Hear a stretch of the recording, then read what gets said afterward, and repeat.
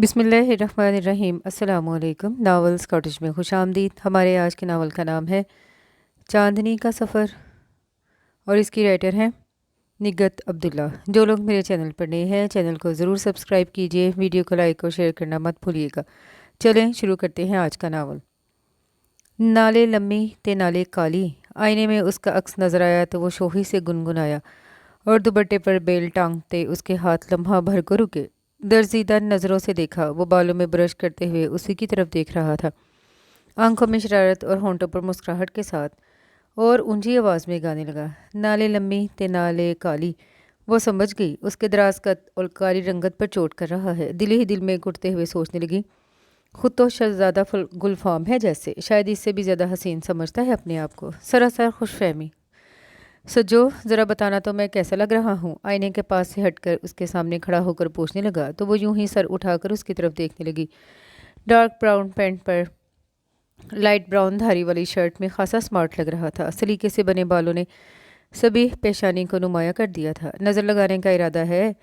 वो उसे महवियत से अपनी तरफ देखते पाकर शरारत से बोला तो उसने झीम कर सर झुका लिया। तुमने बताया नहीं मैं कैसा लग रहा हूँ? आईने में देख तो चुके हो, फिर मुझसे क्यों पूछ रहे हो? उसने दामन बचाया। आईने को छोड़ो, तुम बताओ। वो समझ गई वो उससे कुछ कहलवाए बगैर पीछा नहीं छोड़ेगा, इसलिए जान छुड़ाने की गर्ज से बहुत आम से लहजे में बोली, ठीक ही लग रहे हो। इतने बुझे दिल से क्यों कह रही हो? इससे अच्छा है साफ कह दो अच्छे नहीं लग रहे। वो कुछ कहना नहीं चाहती थी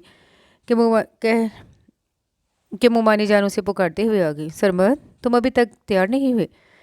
बिल्कुल तैयार हूँ अम्मी। वो एड़ियों पर उनकी तरफ घूम गया। माशाल्लाह, चश्मे बद दूर। मुमानी जान बेटे को प्यार से देखते हुए बोली तो वो उसे देखकर गर्दन अकड़ाते हुए बोला, यही अल्फाज तुम भी कह देती तो ज़बान तो ना घिस जाती तुम्हारी। वो खामोशी से सर झुकाकर अपने कामों में मसरूफ़ हो गई तो वो मुमानी जान से कहने लगा, क्या ख्याल है अम्मी, सज्जो को भी साथ ना ले चले? मैंने तो सुबह ही इसे कहा था, लेकिन ये कहीं आने जाने पर तैयार ही नहीं होती। चली चलो ना सज्जो, वो लगावट से बोला। वो कुछ नहीं तो मेरे लिए कोई लड़की ही पसंद कर लेना। ये काम तुम खुद ही कर लेना। वो इसी तरह सर झुकाए हुए बोली, जाहिर है आखिरी फैसला तो मैं खुद ही करूँगा, लेकिन अगर ये तुम किस बहस में उलझ रहे हो? चलो देर हो रही है। वो मानी जान ने उसे टोका, फिर उसे तकरीबन धकेलती हुई आगे निकल गई तो वो बहुत खामोशी से सर उठाकर इन दोनों को जाते हुए देखने लगी। फिर तवील सांस लेकर दुपट्टा और बेल लपेट कर थैले में रखा और उठकर कमरे से निकल आई। नानी अम्मा बरामदे में तख्त पोश पर बैठी थी। उसे देखते ही कहने लगी, बेटा तुम भी अपनी मुमानी के साथ चली जाती? नहीं नानी अम्मा, वो उनके पास बैठते हुए बोली, मुमानी जान के मेके में शादी है और मैं वहाँ किसी को नहीं जानती, खाम ख्वाब बोर होती। बेटा आने जाने से ही पहचान हो जाती है, तुम तो कहीं भी नहीं निकलती। बस मेरा दिल नहीं चाहता। वो फिर बात बदलने की गर्ज से बोली, ये बताइए आप खाना किस वक्त खाएंगे? अगर कहें तो मैं अभी रोटी डाल दूँ? हाँ डाल दो, तुम्हारे मामू जान भी आने वाले होंगे। क्यों, क्या मामू जान शादी में नहीं जाएंगे? वो उठते हुए पूछने लगी, नहीं सुबह मना कर रहे थे इसीलिए तो तुम्हारी मुमानी चली गई, वरना उनका इंतज़ार करती। वह सर हिलाते हुए किचन में चली गई। फिर अभी वो रोटी पकाकर फारिग ही हुई थी कि मामू जान ऑफिस से आ गए। उसने जल्दी से दस्तरखान बिछाकर खाना रख दिया और नानी अम्मा के इसरार पर उनके साथ खाने में शरीक भी होगी। मुमानी जान और सरमत रात में बहुत देर से लौटे। उस वक्त वो सोने के लिए अपनी जगह पर लेट चुकी थी, लेकिन जब सरमत को कमरे में आते देखा तो उठकर बैठ गई। वो एक नज़र उस पर डालकर नानी अम्मा के पलंग पर बैठ गया और उनका कंधा हिलाते हुए बोला, बड़ी अम्मा इतनी जल्दी सो रही हैं आप? जी जल्दी कहाँ, 11 से ऊपर हो गए हैं। नानी अम्मा गनूदगी में बोली, 12 तो नहीं बजे ना, उठकर बैठे हैं। आपको शादी का अहवाल सुनाऊं? ये अहवाल तुम सुबह भी सुना सकते हो, इन्हें नींद में से क्यों उठा रहे हो? वो नागवारी से बोली। असल में वो खुद भी इस वक्त सोना चाहती थी और जानती थी इस वक्त अगर वो शादी के अहवाल सुनाने बैठ गया तो 1 बजे से पहले नहीं उठेगा। चलो उन्हें नहीं उठाता। वो खिलाफ़े तवक्का उसके इतनी जल्दी मान लेने पर हैरान हुई, लेकिन वो जब नानी के पलंग से उठकर कुर्सी खींचकर उसके पलंग के करीब बैठा तो वो जल्दी से बोली, मैं भी सोने जा रही हूँ। तुम सो जाओगी तो चाय कौन बनाएगा? ये चाय का कौन सा वक्त है? चाय के लिए कोई वक्त मुकर्रर नहीं होता। चलो उठो हरिया, बड़ी शदीद ख्वाहिश हो रही है। वो इत्मीनान से उसके पलंग पर टांगे सीधी करते हुए बोला तो वो मुंह ही मुंह में बुड़बुड़ाने लगी, जितनी मर्जी गालियाँ दे लो, मैं चाय ज़रूर पीऊँगा, मुझे कोई ज़रूरत नहीं है गालियाँ देने की। वो भिनहाती हुई चादर फेंक कर खड़ी हो गई। सुनो, गुस्सा मत किया करो, रंगत और स्याह पड़ जाती है।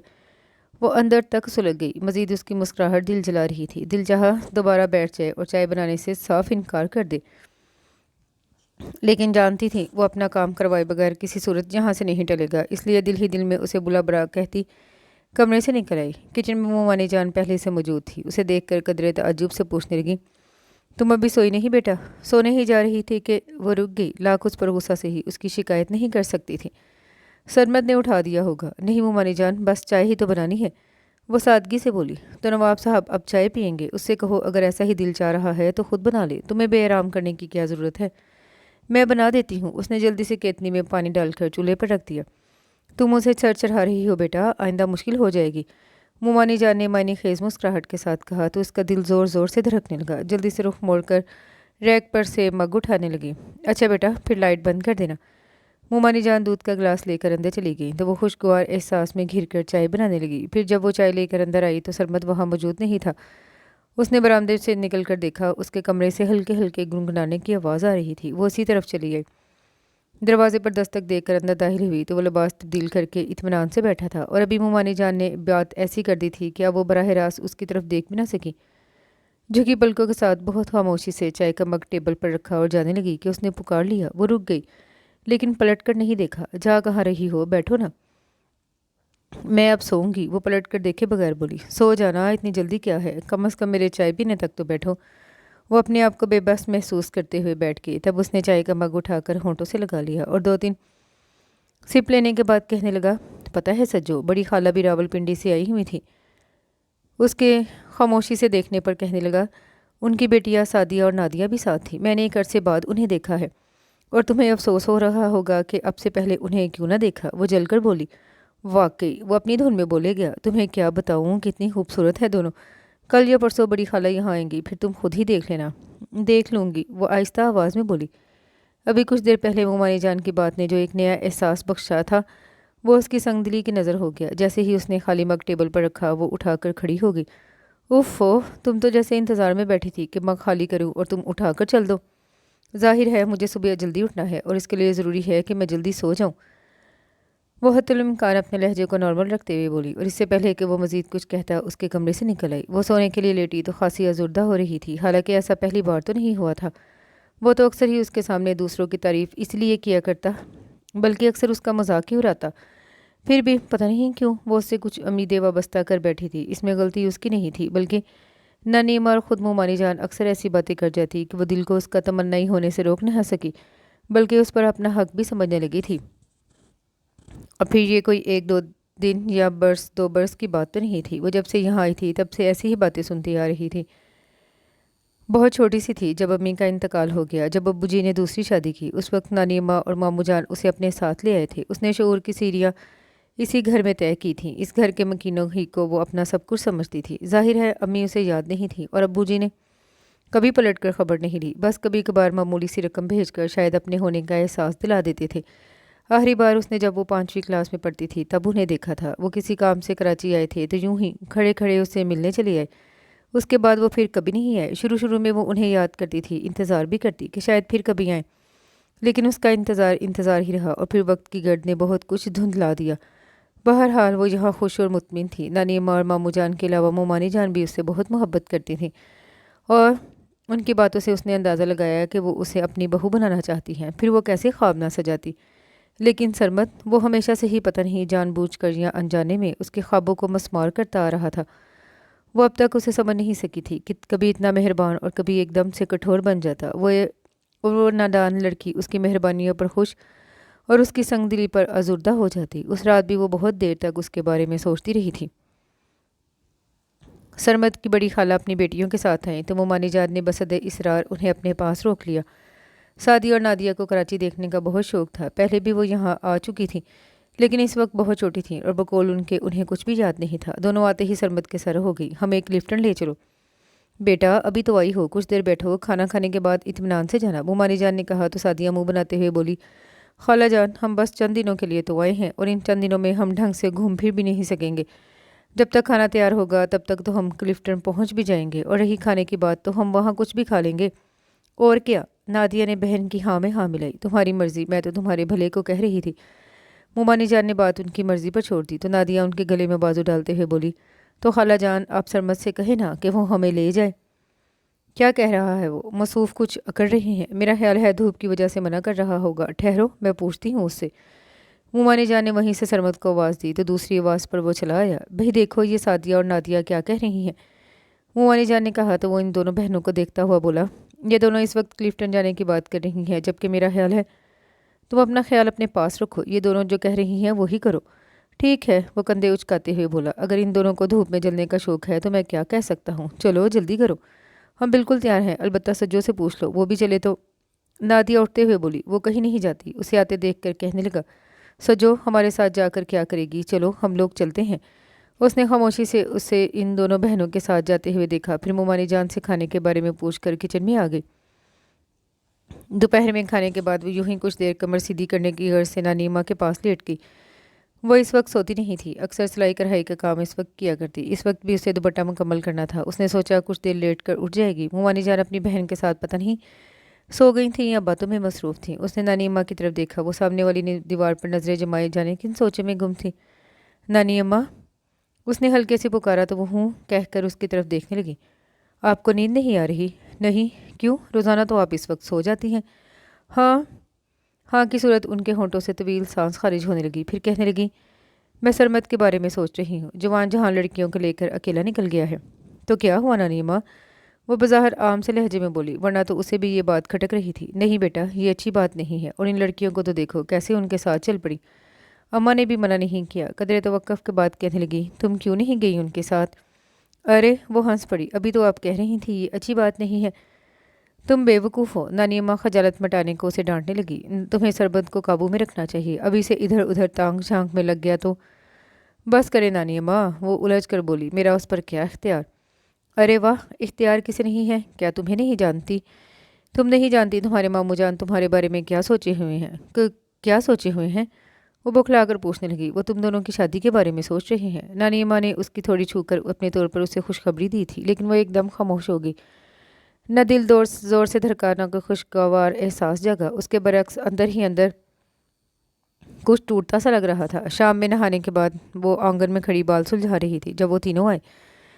सरमद के चेहरे पर थकन के साथ कुछ बेजारी के आसार भी नजर आ रहे थे। चार पैर पर गिरने के अंदाज में बैठा और फिर हाथों का तकिया बनाकर लेटते हुए बोला, सजो चाय मिलेगी? उसके जवाब देने से पहले ही नादिया बोल पड़ी, हाँ भाई, बड़ी शदीद ख्वाहिश हो रही है चाय की, ज़रा फर्स्ट क्लास सी चाय बनाना। ऐसा करो नादिया, चाय तुम ही बना लो।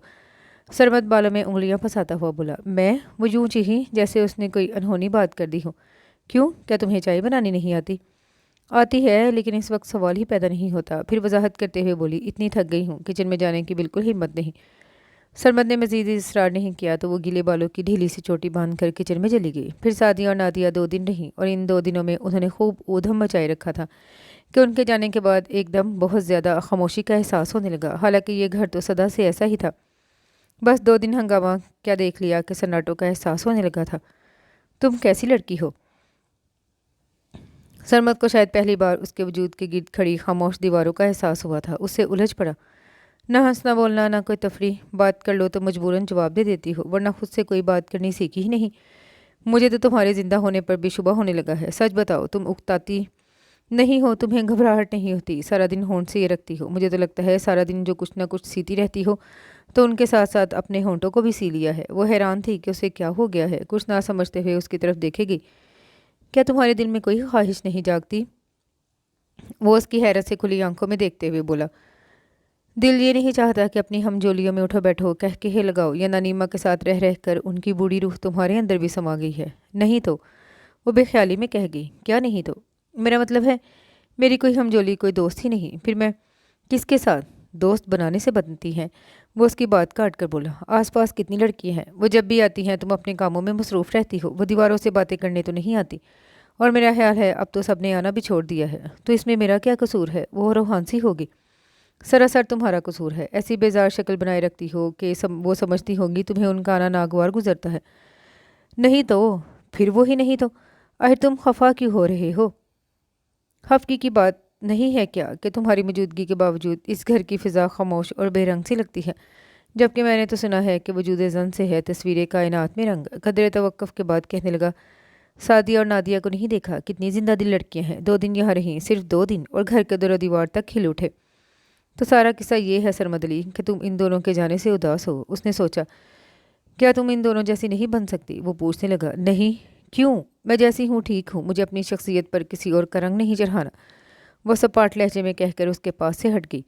वो शायद खफा हो गया था कि उससे बात करनी ही छोड़ दी। ना अपने किसी काम के लिए कहता, चाय तक खुद बनाने लगा था। वो अगर किसी वक्त चाय बना कर ले जाती तो खामोशी से कप थाम लेता, वरना तो ज़बरदस्ती उसे भी बिठा लेता था और जब तक चाय पीता उससे इधर उधर की बातें किया करता। अब ना वो शोखी ना वो गुनगुनाहटें। ये नहीं था कि वो उसकी खफगी महसूस नहीं कर रही थी, बल्कि वो तो बहुत डिस्टर्ब हो गई थी। अपने आप से उलझती रहती कि क्यों उसे खफा किया, उसकी बात मान क्यों न ली। लेकिन यहाँ वो अपनी नफ़ी करती जाती कि उसकी हर बात मान सकती है, एक यही नहीं। आखिर वो क्यों अपनी शख्सियत मस्क कर दे, वो जैसी है ठीक है। वो क्यों उसके अंदर किसी और को खोज रहा है। अगर ऐसा ही शौक है इस घर की खामोश फिजाओं में जल तरंग बजवाने का तो सादिया और नादिया को ले आए। आखिर वो तल्ख होकर सोचती थी। मोमानी जान और फिर नानी अम्मा भी सरमत की गैर मामूली खामोशी को महसूस करने लगी। एक वही तो था जो ऊंची आवाज़ में बोलता और बात बे बात हंसने के बहाने ढूंढता था। अब वही खामोश हो गया तो मोमानी जान और नानी अम्मा की तशवीश फितरी बात थी। पहले उसे कुरेदती रही कि आखिर उसे क्या हो गया है, वो क्यों इतना खामोश रहने लगा है। वो गोल मोल सा जवाब देता, काम ज़्यादा है, थक जाता हूँ, वगैरह वगैरह। पता नहीं दोनों ख़वातीन उसके जवाब से मुतमिन होती थीं या नहीं। अब नानी माँ बैठे बैठे इस किस्म की बातें करने लगती। पता नहीं क्या हो गया है बच्चे को, जाने किसकी नज़र लग गई है। किसी की नज़र नहीं लगी, इसे सादिया नादिया याद आती हैं। वो जलकर सोचती और इन दिनों वो नानी अम्मा की ऐसी बातों से अपने आप को मुजरिम समझते हुए राह फरार ढूंढ रही थी कि एक लम्बे अरसे बाद अब्बू जी आ गए। पता नहीं उन्हें उसकी याद कैसे आ गई थी और वो क्यों कर उसकी कमी महसूस करने लगे थे कि आते ही कहने लगे, मैं तुम्हें लेने आया हूँ बेटा, तुम मेरे साथ चलोगी। मुझे? मैं? वो कितनी देर तक अपनी तरफ इशारा किए खड़ी रही। हाँ बेटा। अब्बू जी के मुशफ़िक़ लहजे पर वो घबरा कर नानी माँ की तरफ देखने लगी। क्यों मियाँ, रब नवाज, इतने अरसे बाद तुम्हें बेटी की याद कैसे आई? नानी माँ कुछ तन से पूछने लगी। याद तो हमेशा रही, बस मैं हालात से मजबूर था। फिर उसके कंधे पर हाथ रख कर बोले, चलोगी ना बेटा? नानी माँ इजाज़त देंगी तब। वो अपना दामन बचा गई। तुम्हारी नानी माँ मना नहीं करेंगी, अब्बू जी यकीन से बोले। तुम कल तैयार रहना, मैं तुम्हें लेने आऊँगा। अब्बू जी चली गए तो वो नानी अम्मा की गोद में सर रख कर रो पड़ी। ये नहीं था कि वो अब्बू जी के साथ जाना नहीं चाहती थी। उसकी तो हमेशा से ख्वाहिश रही कि वो पुराने घर में अब्बू जी के साथ रहे, लेकिन साथ ही वो नानी माँ, मामू जान और मोमारी जान से दूर भी नहीं जाना चाहती थी। ये घर जिसने उसे तहफ़्फ़ुज़ दिया और जहाँ ना कभी अजनबियत का एहसास हुआ, न कभी किसी ने ये जिताया कि वो इस घर की लड़की नहीं है। फिर वो सितमगर भी तो यही था जिसे वो अनजाने में अपना सब कुछ समझ बैठी थी और जो पिछले कई दिनों से खफा होकर उसकी जान पर बनाए हुए था। वो उसे छोड़कर कैसे जा सकती थी। बेटा, अगर तुम नहीं जाना चाहती तो अपने अब्बू जी को साफ मना कर देना। नानी अम्मा, मामू जान और फिर मोमानी जान ने भी यही बात कही और यही एक बात सिर्फ उसके मुंह से सुनने के लिए वो रात में बहुत खामोशी से उसके कमरे में चली गई। उसे देखकर वो रुख मोड़ना चाहता था कि वो हिम्मत करके उसके सामने खड़ी होगी। तुम्हें पता है आज मेरे अब्बू जी आए थे? बगैर किसी तमहीद के बोली। हाँ। वो लापरवाही से जवाब देकर वहीं कुर्सी पर ढह गया। फिर तो तुम ये भी जानते होगे कि वो मुझे लेने आए हैं। वो एकदम सर उठाकर उसकी तरफ देखने लगा। शायद उसके इल्म में ये बात नहीं थी। जब ही आंखों में हैरत के साथ गर्जी की निमी सिमट आई। क्या मैं उनके साथ चली जाऊँ? उसने उसे इम्तिहान में डाल दिया था कि फौरी तौर पर वो कोई जवाब न दे सका। बताओ ना सरमत, मैं चली जाऊँ? तुम्हारी मर्ज़ी। फिर उठते हुए बोला, ये तुम्हारी ख्वाहिश पर मुनहसर है, यहाँ रहना चाहो या उनके साथ जाओ, तुम्हें इससे कोई फ़र्क नहीं पड़ेगा। वो हाथों में फिसलती आस की डोर का आखिरी सिरा मजबूती से थामते हुए पूछने लगी, मुझे क्या फ़र्क पड़ेगा? वो पता नहीं क्यों हंसा था। हाँ, तुम्हें क्या फ़र्क पड़ेगा भला? एक उम्र का जब जवाब दे गया और वो फट पड़ी। तुम्हारे नज़दीक मेरी अहमियत ही क्या है? मैं तो चलती फिरती जिंदा लाश हूँ, ना हंसना ना बोलना ना कोई तफरी। और तुम समझते हो मेरे अंदर कोई ख्वाहिश ही जन्म नहीं लेती? नहीं सरमद अली, मेरे सारे एहसास जिंदा हैं, तमाम तर ख्वाहिशात समेत। मज़ीद जानना चाहते हो तो सुनो, मैं बरसा भरस से अपने अंदर तुम्हारी हमराही की ख्वाहिश लिए फिरती हूँ। तुम्हारी कजदाइयों के बावजूद कभी इस ख्वाहिश का गला नहीं घोंटा। और तुम कहते हो मेरे जाने ना जाने से तुम्हें कोई फ़र्क नहीं पड़ेगा। कदर तवक्कुफ़ के बाद तलखी से बोली, ठीक कहते हो तुम। तुम्हें भला मेरे खामोश वजूद से क्या सरोकार हो सकता है? तुम्हें तो हंसते खिलखिलाते बेबाक लोग मुतासिर करते हैं, जो सारे लिहाज भुलाकर सारी हदें भुलांग दे। वो बंद मुट्ठी होंठों पर जमाए एक टक उसे देखेगा। मैं भी हंसने की ख्वाहिश रखती थी, लेकिन कभी तुमने मुझे हंसने दिया? हमेशा मेरी कमरोई का मजाक उड़ाकर मुझे आजुर्दा करते रहे। मेरी रंगत, मेरी आंखें, मेरी खामोशी, किस किस को निशाना नहीं बनाया तुमने? और अब इल्ज़ाम भी मुझे देते हो। उसकी आवाज़ भर आ गई जब ही खामोश होकर उसकी तरफ से रुख मोड़ लिया और फिर उसी तरह उसके कमरे से निकल गई। जबकि वो तवील सांस लेकर बेड पर गिरा तो एक खूबसूरत मुस्कुराहट उसके होंठों पर खेल रही थी। अगले दिन वो बहुत खामोशी से उसे जाने की तैयारी करते हुए देखता रहा। नानी अम्मा उसके जाने से बहुत उदास थी और बार बार उनकी आंखें छलकने लगती तो वो अपना काम छोड़कर उनके पास बैठ जाती। नानी अम्मा, अब इस तरह रोएंगी तो मैं कैसे जा सकूंगी? वो उनके आंसू पोंछते हुए खुद भी आजुर्दा हो जाती। ये तुम्हारे बाप को बैठे बैठाए पता नहीं क्या सोची, अच्छी भली तो तुम हो यहाँ, एक ना एक दिन तो मुझे जाना ही था। वो उसे आते देख कर बोली, ठीक कह रही हो तुम, अपने अब्बू जी के साथ ना जाती तो कोई और लेने आ जाता। क्यों बड़ी अम्मा, मैं ठीक कह रहा हूँ ना? वो ताईदी नज़रों से नानी अम्मा की तरफ देखने लगा तो वो पुरसोच अंदाज में सर हिलाने लगी। शाम में अब्बू जी आए तो वो भी मामू जान के साथ बैठे थे कि वो अंदर आकर अपना पैक शुदा सामान चेक करने लगी। सामान क्या था? बस एक सूटकेस और एक बैग, और उसे यूँ लग रहा था जैसे वो सब कुछ यहीं छोड़े जा रही हो। क्या रह गया है? वो झुंझलाकर इधर उधर देखने लगी और इसी वक्त वो बहुत खामोशी से अंदर चला आया। तो तुम जा रही हो? पता नहीं क्या था उसके लहजे में कि बहुत खामोशी से उसकी तरफ देखने लगी। मैं तुम्हें जाने से नहीं रोकूंगा, लेकिन तुम्हें वापस यहीं आना है। मैं अब यहाँ नहीं आऊँगी। वो खाम खा बैग खोल कर उसके अंदर झांकने लगी। मैं लेने आऊँगा तब भी नहीं। वो चक्कर काट कर उसके सामने आ खड़ा हुआ। तुम क्यों लेने आओगे? जाहिर है तुम्हारे जाने से यहाँ कोई फ़र्क नहीं पड़ेगा। वो उसकी बात पूरी होने से पहले ही बोल पड़ी। फ़र्क पड़ेगा सज्जो। वो एक दम संजीदा हो गया और बैग पर टिके उसके हाथों पर अपना हाथ रखता हुआ बोला, मेरा ख्याल था तुम मुझे समझती होगी, लेकिन तुमने तो ऐसी कोई कोशिश ही नहीं की। मेरी छेड़छाड़, मेरी शोखियों को तंज पर महमूल करती रही। मैंने कभी तुम्हारा मजाक नहीं उड़ाया सज्जो। तुम ही बताओ, कभी कोई अपनी मताए अजीज़ का मजाक उड़ाता है? तुम वो इसी कदर कह सकी। हाँ सज्जो, हमराही की ख्वाहिश से तुम्हारे अंदर नहीं मचली। मैं खुद इस ख्वाहिश का असीर हो रहा हूँ, और पता है तुम्हें तंग करने छेड़ने का मकसद ही यही था कि किसी तरह तुम अपने दिल की बात कहो, और अगर कहो ना तो तुम्हारे किसी अंदाज से तो जाहिर हो, लेकिन तुम बहुत गहरी हो सजो। बरसा बरस खामोश रही। खामोश तो तुम भी रहे। वो बेख्तियार और शायद बेख्याली में कह गई और वो हंस पड़ा। सिर्फ ज़ुबान से नहीं कहा, वरना मेरा हर अंदाज, खासकर आंखें, मोहब्बत का पैगाम देती रही, लेकिन तुम शायद आंखों की ज़ुबान नहीं समझती। वो कुछ देर तक देखती रही, फिर उसकी तरफ से रुख मोड़ते हुए बोली, तुम्हें तो गालबन सादिया और नादिया जैसी लड़कियां पसंद है, और मैं उन जैसी नहीं हो सकती। और तुम्हें किसने कहा कि तुम उन जैसी हो जाओ? तुम ही ने तो कहा था। अच्छा, वो अपनी कही हुई बात सोचते हुए बोला, वो मैंने यूं ही गुस्से में कह दिया था। असल में जो बात मैं तुम्हारे मुंह से बरसों से सुनने का मुतमन्नी था, वो नादिया ने 2 दिन में कह दी थी। इसलिए मैंने तुमसे कहा था कि तुम उन जैसी क्यों नहीं हो। बहरहाल अब तो मैं जा रही हूँ। जब समझ में नहीं आया कि उसकी बात का क्या जवाब दे तो जाने की बात करने लगी। ठीक है, ज़रूर जाओ, लेकिन वापस तुम्हें यहीं आना है। उसने झुकी नज़रों के साथ हल्के से सर इस बात में सा हिलाया और बैग उठाकर कमरे से निकल गई। मज़ीद उसके सामने खड़े रहना खासा मुश्किल था कि धड़कनों ने तो अंदाज़ बदला, चेहरे पर भी रंगों की बरसात उतरने लगी थी, और इस शौक़ से कुछ बैद भी नहीं था कि पल में संजीदगी का लिबादा उतार कर छेड़ने खड़ा हो जाता। सुबह से वो नानी अम्मा से बार बार यही कहती रही थी कि अब दोबारा यहाँ नहीं आएगी, लेकिन जब अब्बू जी के साथ जाने लगी तो नानी अम्मा से गले मिलते हुए उनके कान में आहिस्ता से बोली, नानी अम्मा, मैं जल्द ही वापस आऊँगी। जवाब में नानी अम्मा ने एक ऐसी आह भरी कि वो बस उन्हें देख कर रह गई। ये शायद वही घर था जहाँ उसने कुछ वक्त अम्मी की आगोश में गुजारा था। गो कि उसे कुछ याद तो नहीं था, फिर भी इस घर पर एक दूसरी औरत की हुक्मरानी ने उसे एहसास महरूमी से हमकनार कर दिया, और अंदर ही अंदर कुछ खौफजदा भी थी कि पता नहीं इस घर में उसका क्या मकाम हो, दूसरे वो औरत उसके साथ क्या सलूक करे। लेकिन उस वक्त वो खौफ से निकल आई जब उस दूसरी औरत ने खुले दिल से उसे खुशामदीद कहा और ख़ुद से भरकर गले लगाया। छोटे बहन भाइयों ने भी खुशी का इजहार किया। रात में जब वो फरागत से बैठी तो तीनों बहन भाई उसके पास आ बैठे। सबसे बड़ा इमरान मैट्रिक में था, उससे छोटा ज़मान 8वीं में, और इन दोनों से छोटी फराह 6ठी क्लास में थी। उसने महसूस किया तीनों बच्चे खासे ज़हीन और सुलझे हुए हैं। पता नहीं अच्छे सलूक स्कूलों की तालीम ने उनकी शख्सियत को निखार कर एतमाद बख्शा था, या उनकी माँ की तरबियत अच्छी थी। वो दिल ही दिल में सराहे बगैर न रह सकी। साथ ही एक बात जो उसे खटकी वो उनका लहजा था, यानी अपनी हैसियत से भरकर अपने आप को पोस करना। रास्ते में ही अब्बू जी ने उसे अपने बिज़नेस के बारे में बताया था कि वो 1-2 प्लाट ख़रीद कर उस पर मकान तमीर करते हैं, फिर मुनाफा पर बेच देते हैं, यानी कंस्ट्रक्शन के इब्तदाई मराहल में थे। जबकि बच्चों का अंदाज़ ये बताता था जैसे उनका बाप किसी बहुत बड़े प्लाजा का मालिक हो। फिर अगले चंद दिनों में उसने इस दूसरी औरत, जिन्हें वो आंटी कहने लगी थी, उनकी बातों से भी महसूस किया जैसे अब्बू जी किसी बहुत बड़े प्रोजेक्ट पर काम कर रहे हों, या ऐसा कोई प्रोजेक्ट उन्हें मिलने वाला हो। बहरहाल उसके लिए तशवीश की नहीं बल्कि खुशी की बात थी। और फिर उसे क्या फ़र्क पड़ता कि आंटी इस घर से निकलकर 1000 घर के बंगले में रहने की बातें करती थी।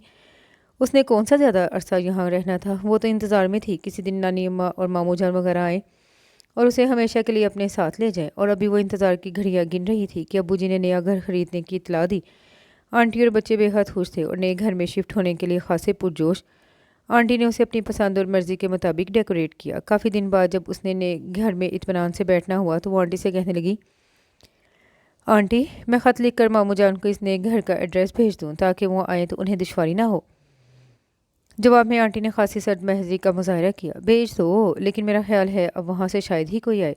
नहीं आंटी, वो ज़रूर आएंगे, मुआनी जान और सरबत ने ख़ास तौर से कहा था। अच्छा, आंटी इस्तेहज़ाई अंदाज में हंसी, फिर उसकी छोड़ी छूकर कहने लगी, यूं ही तुम्हारा दिल रखने की खातिर कहा होगा, वरना जब सब रिश्ते ही तोड़ दिए जाएं तो फिर यहाँ क्या करने आएंगे। क्या मतलब? वो कुछ ना समझते हुए बोली। क्या वाकई तुम्हें नहीं मालूम? आंटी उसे मुतजस्सस करने की खातिर ऐसे लहजे में बोली। मेरा तो ख्याल था तुम्हें मालूम होगा, तुम्हारे अबू जी ने तुम्हें बता दिया होगा। क्या? वो उलझने लगी। यही कि तुम्हें यहाँ लाते वक्त तुम्हारे अबू जी ने तुम्हारी नानी अम्मा और मामू वगैरह से तुम्हारे सिलसिले में बात की थी कि अगर उनका इरादा तुम्हें हमेशा वहीं रखने का हो, मेरा मतलब है सरमद के साथ शादी का, तो तुम्हें वहीं छोड़ दिया जाए या फिर कुछ दिनों बाद वो आकर यहाँ से शादी करके ले जाएं।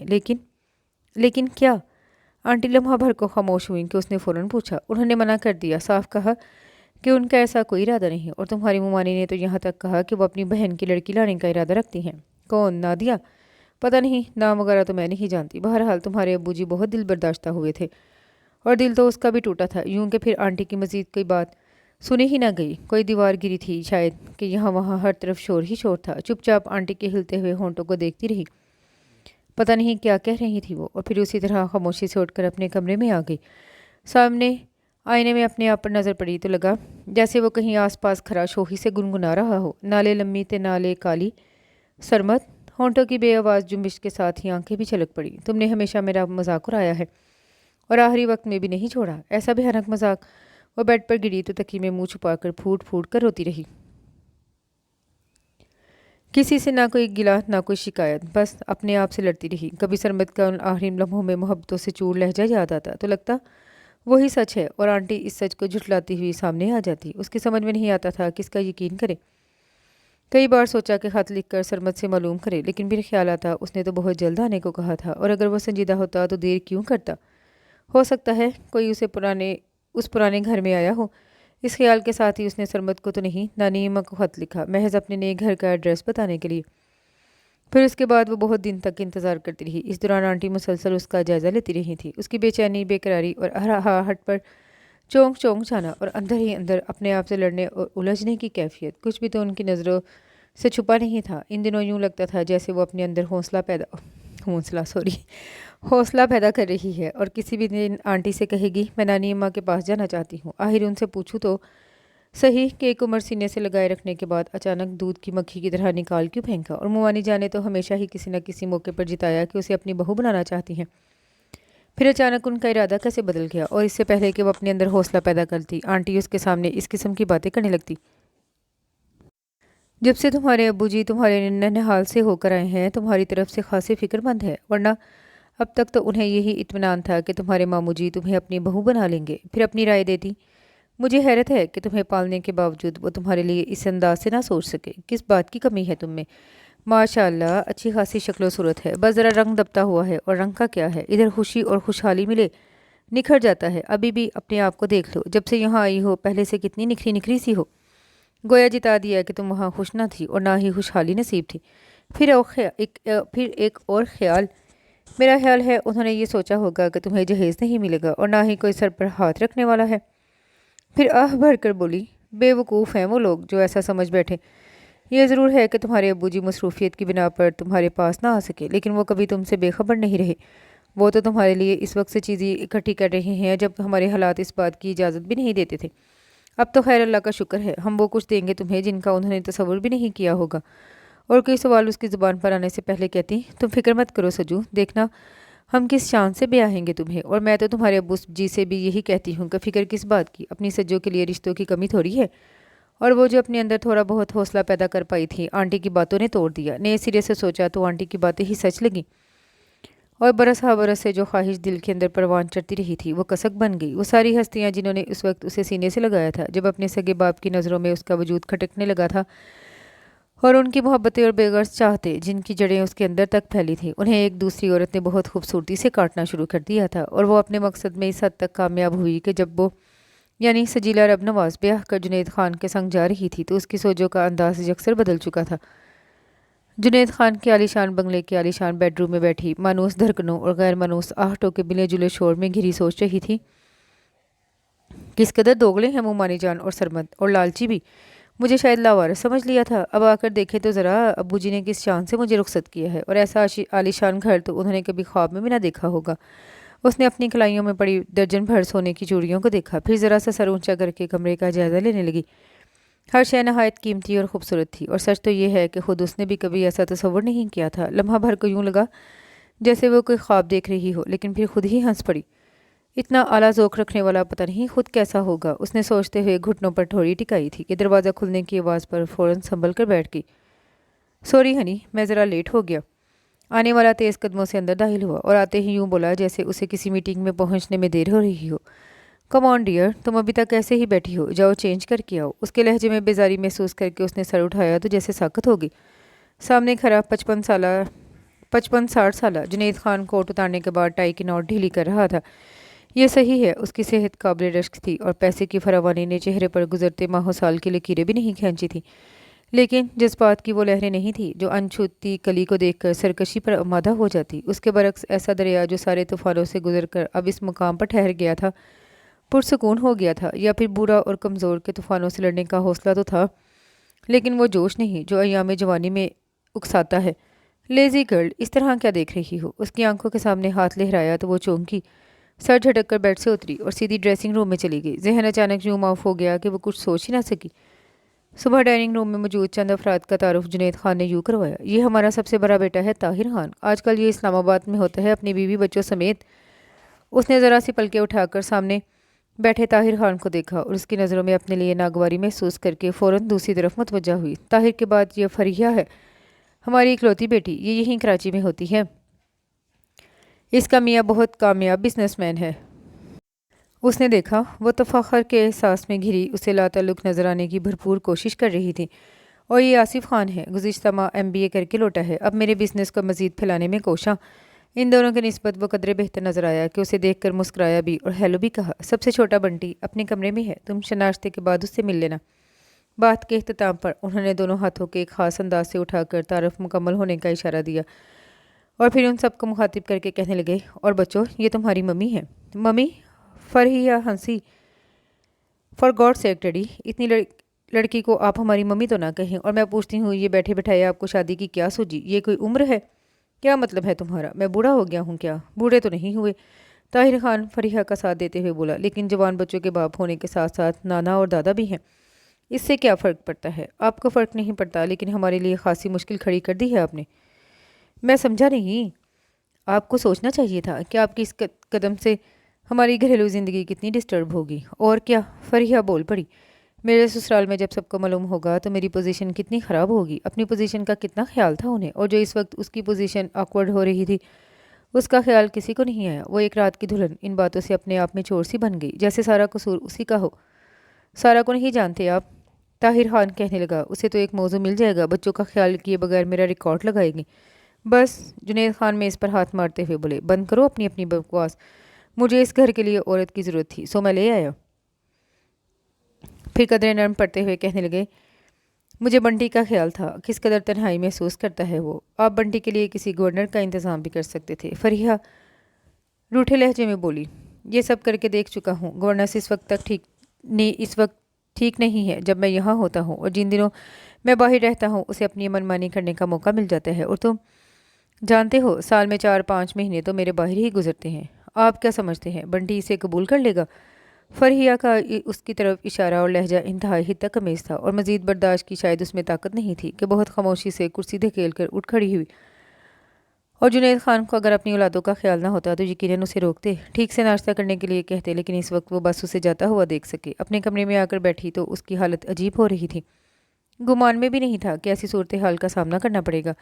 پھر رات میں جنید خان نے بھی کوئی تذکرہ نہیں کیا، کم از کم اسے تو بتا دیتے کہ ان کی جوان اولادیں اس شادی پر رضامند نہیں تھیں۔ وہ تو بس ابتدائی چند لمحوں میں انہیں دیکھ کر مایوس تھی، اور شاید انہوں نے اس کی کیفیت محسوس کی تھی۔ جب وہ لباس تبدیل کر کے دوبارہ کمرے میں آئی تو وہ سرد مہری کا لبادہ اتار چکے تھے، اور ان کا یہ دوسرا روپ خاصا متاثر کن تھا کہ وہ فوراً ہی مایوسیوں سے نکل کر नई ज़िंदगी से समझौता करने पर आमादा हो गई थी। और अब जो सूरत हाल सामने आई थी उससे वो बहुत दिल बर्दाश्त हो रही थी। घर वालों ख़ासकर आंटी पर हैरत हो रही थी कि उन्होंने ये तक नहीं बताया कि जुनैद खान उसके बाप की उम्र से भी बड़े हैं। वो तो बस उनके आला स्टेटस, आलीशान घर और दूसरे ममालिक तक फैले हुए बिजनेस की बातें करती रही थी। जुनैद खान बहुत उजलत में कमरे में दाखिल हुए थे। शायद फ़ौरन कहीं जाने का इरादा था, लेकिन उसे यूँ चुपचाप बैठे देखकर कुछ देर के लिए उसके पास रुक गए। कम ऑन सजीला, तुम्हें इन बातों को महसूस नहीं करना चाहिए, और फिर इन्हें कौन सा यहाँ रहना है। अभी फरिया अपने घर चली जाएगी और ताहिर गालबन शाम की फ़्लाइट से जाएगा। आप मुझे उससे मिलवा दीजिए जिसके लिए मुझे यहाँ लाए हैं। उनकी बात नज़रअंदाज करके वो ठहरे हुए लहजे में बोली, बंटी। वो ज़ेरे लब बढ़ाए, फिर कदरे झुंझला कर कहने लगे, बेवकूफ़ी की बातें मत करो। मैं तुम्हें अपने लिए लाई हूँ, मुझे बीवी की ज़रूरत थी, इसलिए शादी की है तुमसे। और बंटी बच्चों के सामने क्या कहता। मसलहतन बंटी का सहारा लिया, फिर जाते जाते कहने लगे, और सुनो, मैं बहुत मसरूफ़ आदमी हूँ, इसलिए चाहता हूँ कि घर में जो थोड़ा बहुत वक्त गुजारूँ आराम और सुकून से रहूँ। तुम समझदार लड़की हो, इस बात का ख्याल रखना कि घर में कोई झगड़ा, कशीदगी या टेंशन बर्दाश्त नहीं करूँगा। उसने बहुत खामोशी से उन्हें जाते हुए देखा, फिर कितनी ही देर तक यूं ही बैठी रही। सिटिंग रूम से कुछ शोर की आवाज़ आई तो वो चौंकी। वो उठकर कमरे से निकल आई जहाँ से शोर की आवाज़ आ रही थी। इस तरफ आकर देखा तो एक लड़का व्हील चेयर पर बैठा मुलाजिम पर बरस रहा था। क्या बात है, उसने मुलाजिम से पूछा। बंटी साहब नाश्ता नहीं कर रहे, कहाँ है बंटी? वह इधर उधर देखते हुए पूछने लगी। ये आपके सामने मौजूद है। मुलाजिम ने व्हील चेयर पर बैठे लड़के की तरफ इशारा किया तो वो हैरान होकर उसकी तरफ देखने लगी। जिस अंदाज से घर वाले उसका जिक्र कर रहे थे उससे तो वो यही समझी कि बंटी कोई छोटा सा बच्चा होगा। यहाँ उसके सामने बैठा लड़का 18-19 साल से कम का नहीं था, और उसे यूं खुली आंखों से अपनी तरफ देखते पाकर वो पूछने लगा, आप कौन हैं?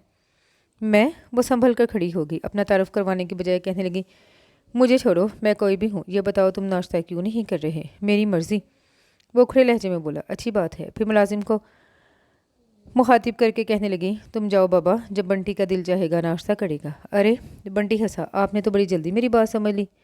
इसमें ना समझने वाली कौन सी बात थी? यही तो मैं भी कहता हूँ कि आखिर मेरी सीधी सीधी से बात लोगों को समझ में क्यों नहीं आती। अब देखें, मेरा नाश्ता करने को दिल नहीं चाह रहा, लेकिन बाबा बजीद है कि मैं नाश्ता कर लूँ क्योंकि डैडी का हुक्म है। और अभी कुछ देर में डैडी फ़ोन करके बाबा से पूछेंगे कि मैंने नाश्ता किया या नहीं। कुछ देर रुक कर उसकी तरफ देखता रहा, फिर कहने लगा, बाय द वे अब है कौन? तुम बताओ। वो उसके सामने सोफे पर बैठते हुए बोली तो वो कुछ देर सोचने के बाद कहने लगा, कहीं आप मेरी गवर्नेंस बनकर तो नहीं आई? पता नहीं। क्या मतलब? आपको अपने बारे में नहीं पता? वो भी कोई जवाब सोच ही रही थी कि आसिफ खान आ गया। इन दोनों के एक जगह देखकर गालबन पहले ठटका था, फिर आते हुए बोला, बंटी तुम्हारा तारुफ हो गया इनसे? आप जानते हैं इन्हें? बंटी उल्टा उससे पूछने लगा। हाँ भाई, ये डैडी की मिसेज हैं, इस लिहाज से हमारी मम्मी। अरे, बंटी ज़ोर से हंसा, तो क्या डैडी ने शादी कर ली? मुझे बताया तक नहीं। कल रात ही तो हुआ है ये हादसा। फिर उसकी तरफ देखता हुआ मुस्कुराकर बोला, खुशगवार हादसा। अच्छी बात है। बंटी के होंठों पर मुस्कुराहट थी और चेहरे से लग रहा था जैसे वो बहुत महजूज हो रहा हो। उसे यकगोना इत्मीनान हुआ क्योंकि फरिया ने कहा था, पता नहीं बंटी उसे कबूल भी करता है या नहीं। मेरा भी ख्याल है डैडी ने अच्छा किया। लेकिन ताहिर भाई और फरिया? आसिफ बुरा सा मुँह बनाकर खामोश हो गया। क्यों, उन दोनों को क्या तकलीफ़ है? बड़े भाई और बहन के लिए बंटी का लहजा खफकी लिए हुए था। इन दोनों का कहना है कि ससुराल वाले उनका मजाक उड़ाएंगे, और पता है सुबह नाश्ते की टेबल पर दोनों ने उनके साथ इनके सामने इंतहाई बदतमीज़ी का मुजाहरा किया। सच मुझे बड़ी शर्मिंदगी हुई। फिर उनकी तरफ देखते हुए बोला, प्लीज़ आप ख्याल मत कीजिएगा। वो क्या कहती? खामोशी रही। उसी वक्त बाबा फिर नाश्ते के लिए पूछने आए तो आसिफ ताज्जुब से बोला, क्या मतलब? तुमने अभी तक नाश्ता नहीं किया? दिल नहीं चाह रहा था? चलो अब कर लो, बल्कि इन्हें भी अपने साथ शरीक कर लो, क्योंकि सुबह ये बगैर नाश्ते किए उठकर चली गई थी। पहले एक बात तय कर लें, बंटी ने कहा तो आसिफ के साथ वो भी सवालिया नज़रों से देखने लगी कि हम उन्हें क्या कहकर मुखातिब करें। ये वाकई सोचने की बात थी। आसिफ हंसते हुए उठ खड़ा हुआ। ओके, मैं ऑफिस जा रहा हूँ, तुम उनके साथ तय कर लेना, तो फिर मुझे भी बता देना। आप बताएं, अपने आप को क्या कहलवाना पसंद करेंगी? आसिफ के जाने के बाद वो उससे पूछने लगा, जो भी नाम दो, बस इतना ख्याल रखना कि मेरी इज्जत नफ्स मजरू ना हो। उसने कहा और उठ खड़ी हुई। फिर नाश्ते के बाद उसने खुद बंटी को उसके कमरे में पहुंचाया। आकर घर के नंबर डायल करने लगी। फ़ोन आंटी ने ही उठाया। उसकी इस बात सुनते ही वो कहने लगी, आंटी आप लोगों में से कोई आया नहीं? हाँ, वो जुनैद खान ने मना कर दिया था। क्या मतलब? उन्होंने अपने घर आने को मना किया है? नहीं नहीं, आंटी जल्दी से बोली, मेरा मतलब है ये रस्में वगैरह पूरी करने को मना किया है। फिर मैंने सोचा जब उस ऐसे ही जाना है तो किसी वक्त इत्मीनान से चले जाएंगे। तुम खुश हो जी, वो यही जवाब दे सकती थी। और हाँ सुनो, सुबह तुम्हारे मामू जान का टेलीफोन आया था। अच्छा, क्या कह रहे थे? तुम्हारा पूछ रहे थे कि शादी ठीक ठाक हो गई और मुबारकबाद भी दे रहे थे। इसकी भी क्या ज़रूरत थी? उसने आहिस्ता से कहकर सिलसिला मुनक़ता कर दिया। फिर कितने बहुत सारे दिन गुजर गए। वो अगर खुश नहीं थी तो नाखुश भी नहीं थी। वो एक शख्स सरमद अली, जिसकी हमराही की ख्वाहिश बरसा बरस तक दिल में मचलती रही थी। वो अगर मुकद्दर में नहीं था तो फिर कोई भी हो, उससे कोई फ़र्क नहीं पड़ता था, क्योंकि ज़िंदगी तो बहरहाल गुजारनी ही थी। और वो हमेशा अब्बू जी के घर नहीं बैठी रह सकती थी। किसी वक्त वो अपने हालात का मुवाजना माजी से करती तो उसे हैरत होती, इतनी जल्दी कितनी बदल गई है वो। पहले वो क्या थी? कुएं की मेंढक। घर के कामों और सिलाई कढ़ाई के अलावा कुछ ना आता था, और वो ना जानती थी कि घर की चार दीवारी से बाहर की दुनिया कैसी है और वहाँ क्या हो रहा है। उसे कुछ खबर नहीं थी। हालांकि उसने इंटर तक पढ़ा था। इस दौरान वो घर की महदूद ज़िंदगी से हटकर भी कुछ देख और सोच सकती थी। लेकिन सरमद ने स्कूल और कॉलेज लाने ले जाने की जिम्मेदारी इतनी पाबंदी से निभाई थी, बल्कि एक तरह से उस पर मुसल्लत ही रहा था, कि वो उससे हटकर ना कुछ देख सकी ना सोच सकी। फिर अब्बू जी के घर वो बस 3 महीने ही रही, और इन 3 महीनों में पहले कुछ वक्त इंतज़ार में कटा, बाकी मलाल में। और अब इतना ही अरसा उसे यहाँ आए हुए भी हो गया था। गो कि अब भी उसका बैरूनी दुनिया से इतना वास्ता नहीं था, लेकिन इस बड़े से घर के अंदर रहकर भी वो बहुत कुछ जानने और समझने लगी थी। ना सिर्फ घर से बाहर, बल्कि शहर से और फिर मुल्क से बाहर की बातें। दुनिया में क्या हो रहा है, किस तरह बड़ी मछलियाँ छोटी मछलियों को निगलने के लिए हर वक्त जबरों तक मुंह खोले रखती हैं। और यही नहीं, जब जिस पर बस चलता है निगल भी लेती हैं। फिर मुसलमानों पर ढाए जाने वाले मुजालम और बड़ी ताकतों का खामोश तमाशाई बने रहना। वो बंटी के साथ बैठकर टीवी पर कश्मीर, बोस्निया, अफगानिस्तान और भारत के मुसलमानों के साथ होने वाली ज़्यादतियों और नाइंसाफ़ियों को देखती तो इसका दिल खून के आंसू होता। और जब बंटी इन खबरों पर तबसरा करने के साथ मज़ीद हालात व वाक़यात पर रोशनी डालता तो वो अंदर तक लड़स जाती। फिर ख़ास तौर से अपने मुल्क की हालात, सियासी, इक़्तिसादी, माशी, जैसे उसे अजबर हो गए थे, और वो ख़ुद भी इन पर तबसरा करने लगी थी। उसे अपने आप पर हैरत भी होती थी कि आखिर वो इतनी बेखबर क्यों रही। उस रोज़ नाश्ते की टेबल पर जुनैद खान ने सरसरी अंदाज में बताया वो 11 बजे की फ़्लाइट से कराची जा रहे हैं। और सुना तो उसने भी बेख्याली में था, लेकिन फिर अचानक इस शहर में गुजरे माहों साल उसके दिलो जहन में दस्तक देने लगे। वो सारी हस्तियाँ जिन्होंने एक उम्र मोहब्बत से सीने से लगाए रखने के बाद आखिर में दूध की मक्खी की तरह निकाल फेंका था, वो सब याद आने लगी। गो कि अब वो इन सब को शिद्दत से याद नहीं करती थी और ना ही उनके लिए मुस्बत अंदाज से सोचती। फिर भी उस आंगन में गुजरे माहों साल ऐसे नहीं थे जिन्हें हमेशा के लिए भुला दिया जाता।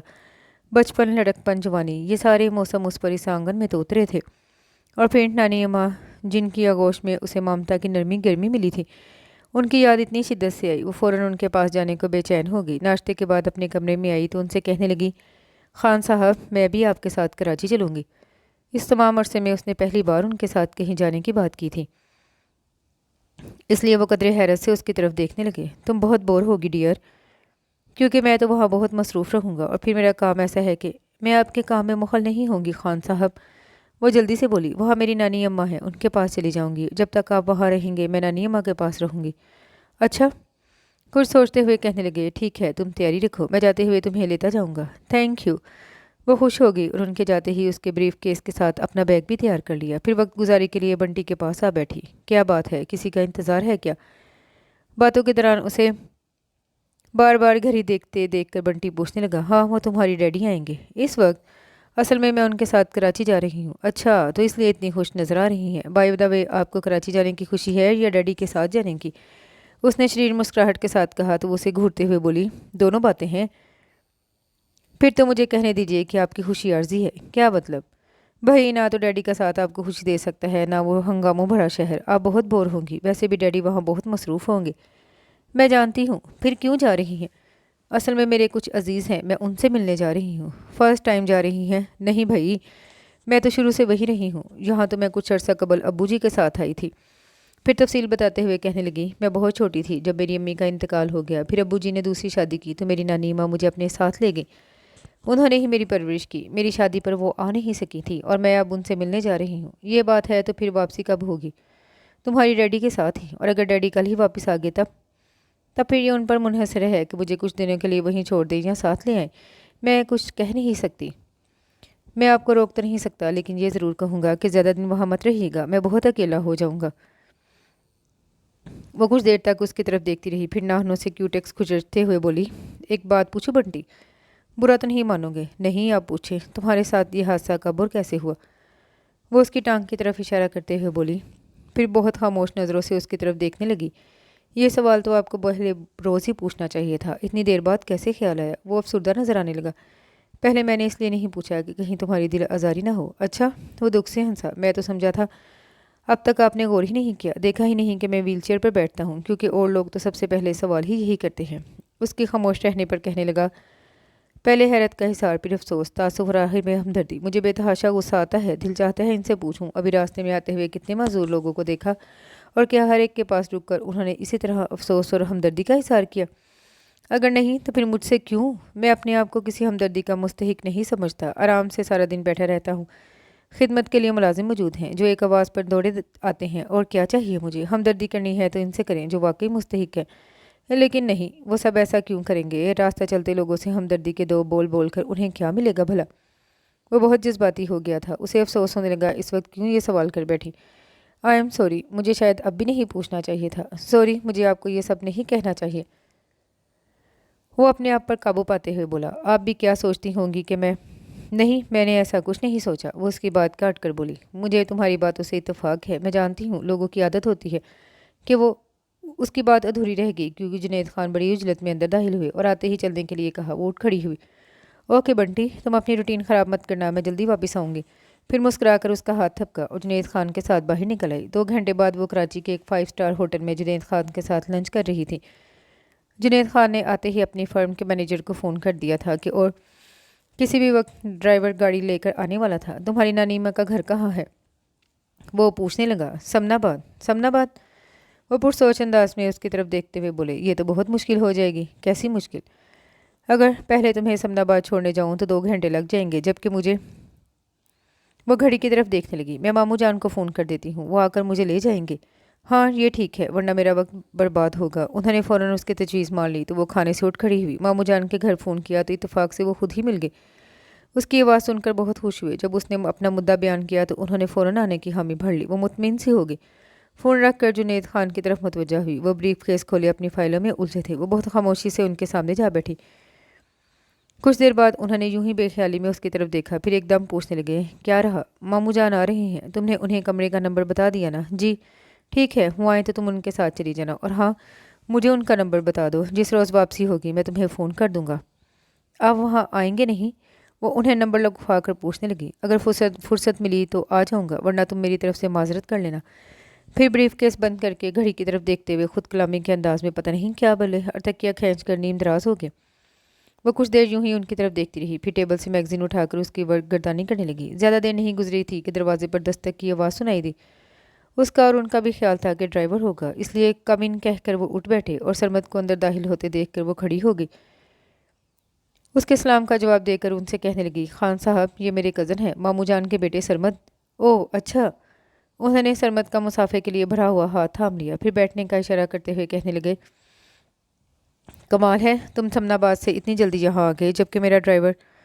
میں سمناباد سے نہیں آ رہا، پھر میرا آفس یہاں سے قریب ہی ہے۔ ابو جی نے فون کیا کہ مجھے اسی وقت سجیلا کو لانا ہے اور میں آفس سے یہاں چلا آیا۔ چلو اچھا ہے تم پہلے آ گئے، ورنہ سجیلا کو یہاں اکیلا چھوڑ جاتا تو میرا دھیان ادھر رہتا۔ پھر اس سے کہنے لگے، ٹھیک ہے ڈیئر، تم جاؤ، آپ بھی چلیں۔ سرمد نے انہیں بھی اپنے ساتھ چلنے کے لیے کہا۔ سوری بوائے، مجھے اپنے کام سے جانا ہے، اگر کوئی پرابلم ہے تو چلیں، ہم آپ کو چھوڑتے ہوئے چلے جائیں گے۔ نو پرابلم، میں نے آفس فون کر دیا ہے، ڈرائیور گاڑی لے کر آتا ہوگا۔ وہ سہولت سے اس کی پیش کرد گئے تھے۔ وہ اس کی طرف دیکھتے ہوئے بولا، چلیں پھر۔ اس نے جنید خان کی طرف دیکھا اور ان کا اشارہ پا کر اپنا بیگ اٹھا کر اس کے ساتھ چل پڑی۔ کیسے ہو؟ اس کے ساتھ گاڑی میں بیٹھی تو وہ پوچھنے لگی۔ ویسا ہی جیسا کہ پہلے تھا۔ پھر ایک نظر اس پر ڈال کر کہنے لگا، البتہ تم بہت بدلی لگ رہی ہو۔ اچھا، وہ خام خواہ ہنسی، کس لحاظ سے؟ ہر لحاظ سے، اور یقیناً یہ تبدیلی ایک بڑے آدمی کی لائی ہوئی ہے۔ ہو سکتا ہے، وہ لاپرواہی سے کہہ کر شیشے سے باہر دیکھنے لگی۔ گھر میں نانی اماں مومانی جان بہت بے چینی سے اس کا انتظار کر رہے تھے۔ وہ جب سرمد کے ساتھ آئی تو سب سے پہلے مومانی جان نے بڑھ کر اسے گلے لگایا۔ ان کے انداز میں وہی پہلے جیسی محبت اور گرم جوشی تھی، جبکہ وہ کسی طرح اپنے اندر گرم جوشی پیدا نہ کر سکی۔ ماموں جان سے بھی اسی طرح ملی۔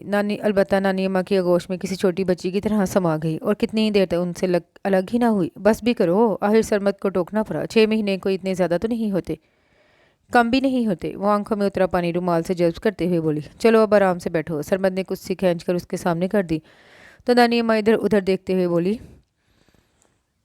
کیا اکیلی آئی ہو؟ تمہارے دلہا ساتھ نہیں آئے؟ دلہا؟ سرمد بے ساختہ اور زور سے ہنسا۔ کیا ہوا؟ ممانی جان اس کے ہنسنے پر قدرے تعجب سے پوچھنے لگی تو وہ اسی طرح ہنستا ہوا اسے مخاطب کر کے کہنے لگا، سنا تم نے نانی ماں کیا کہہ رہی ہیں؟ تمہارے دلہا، ہا ہا ہا دلہا۔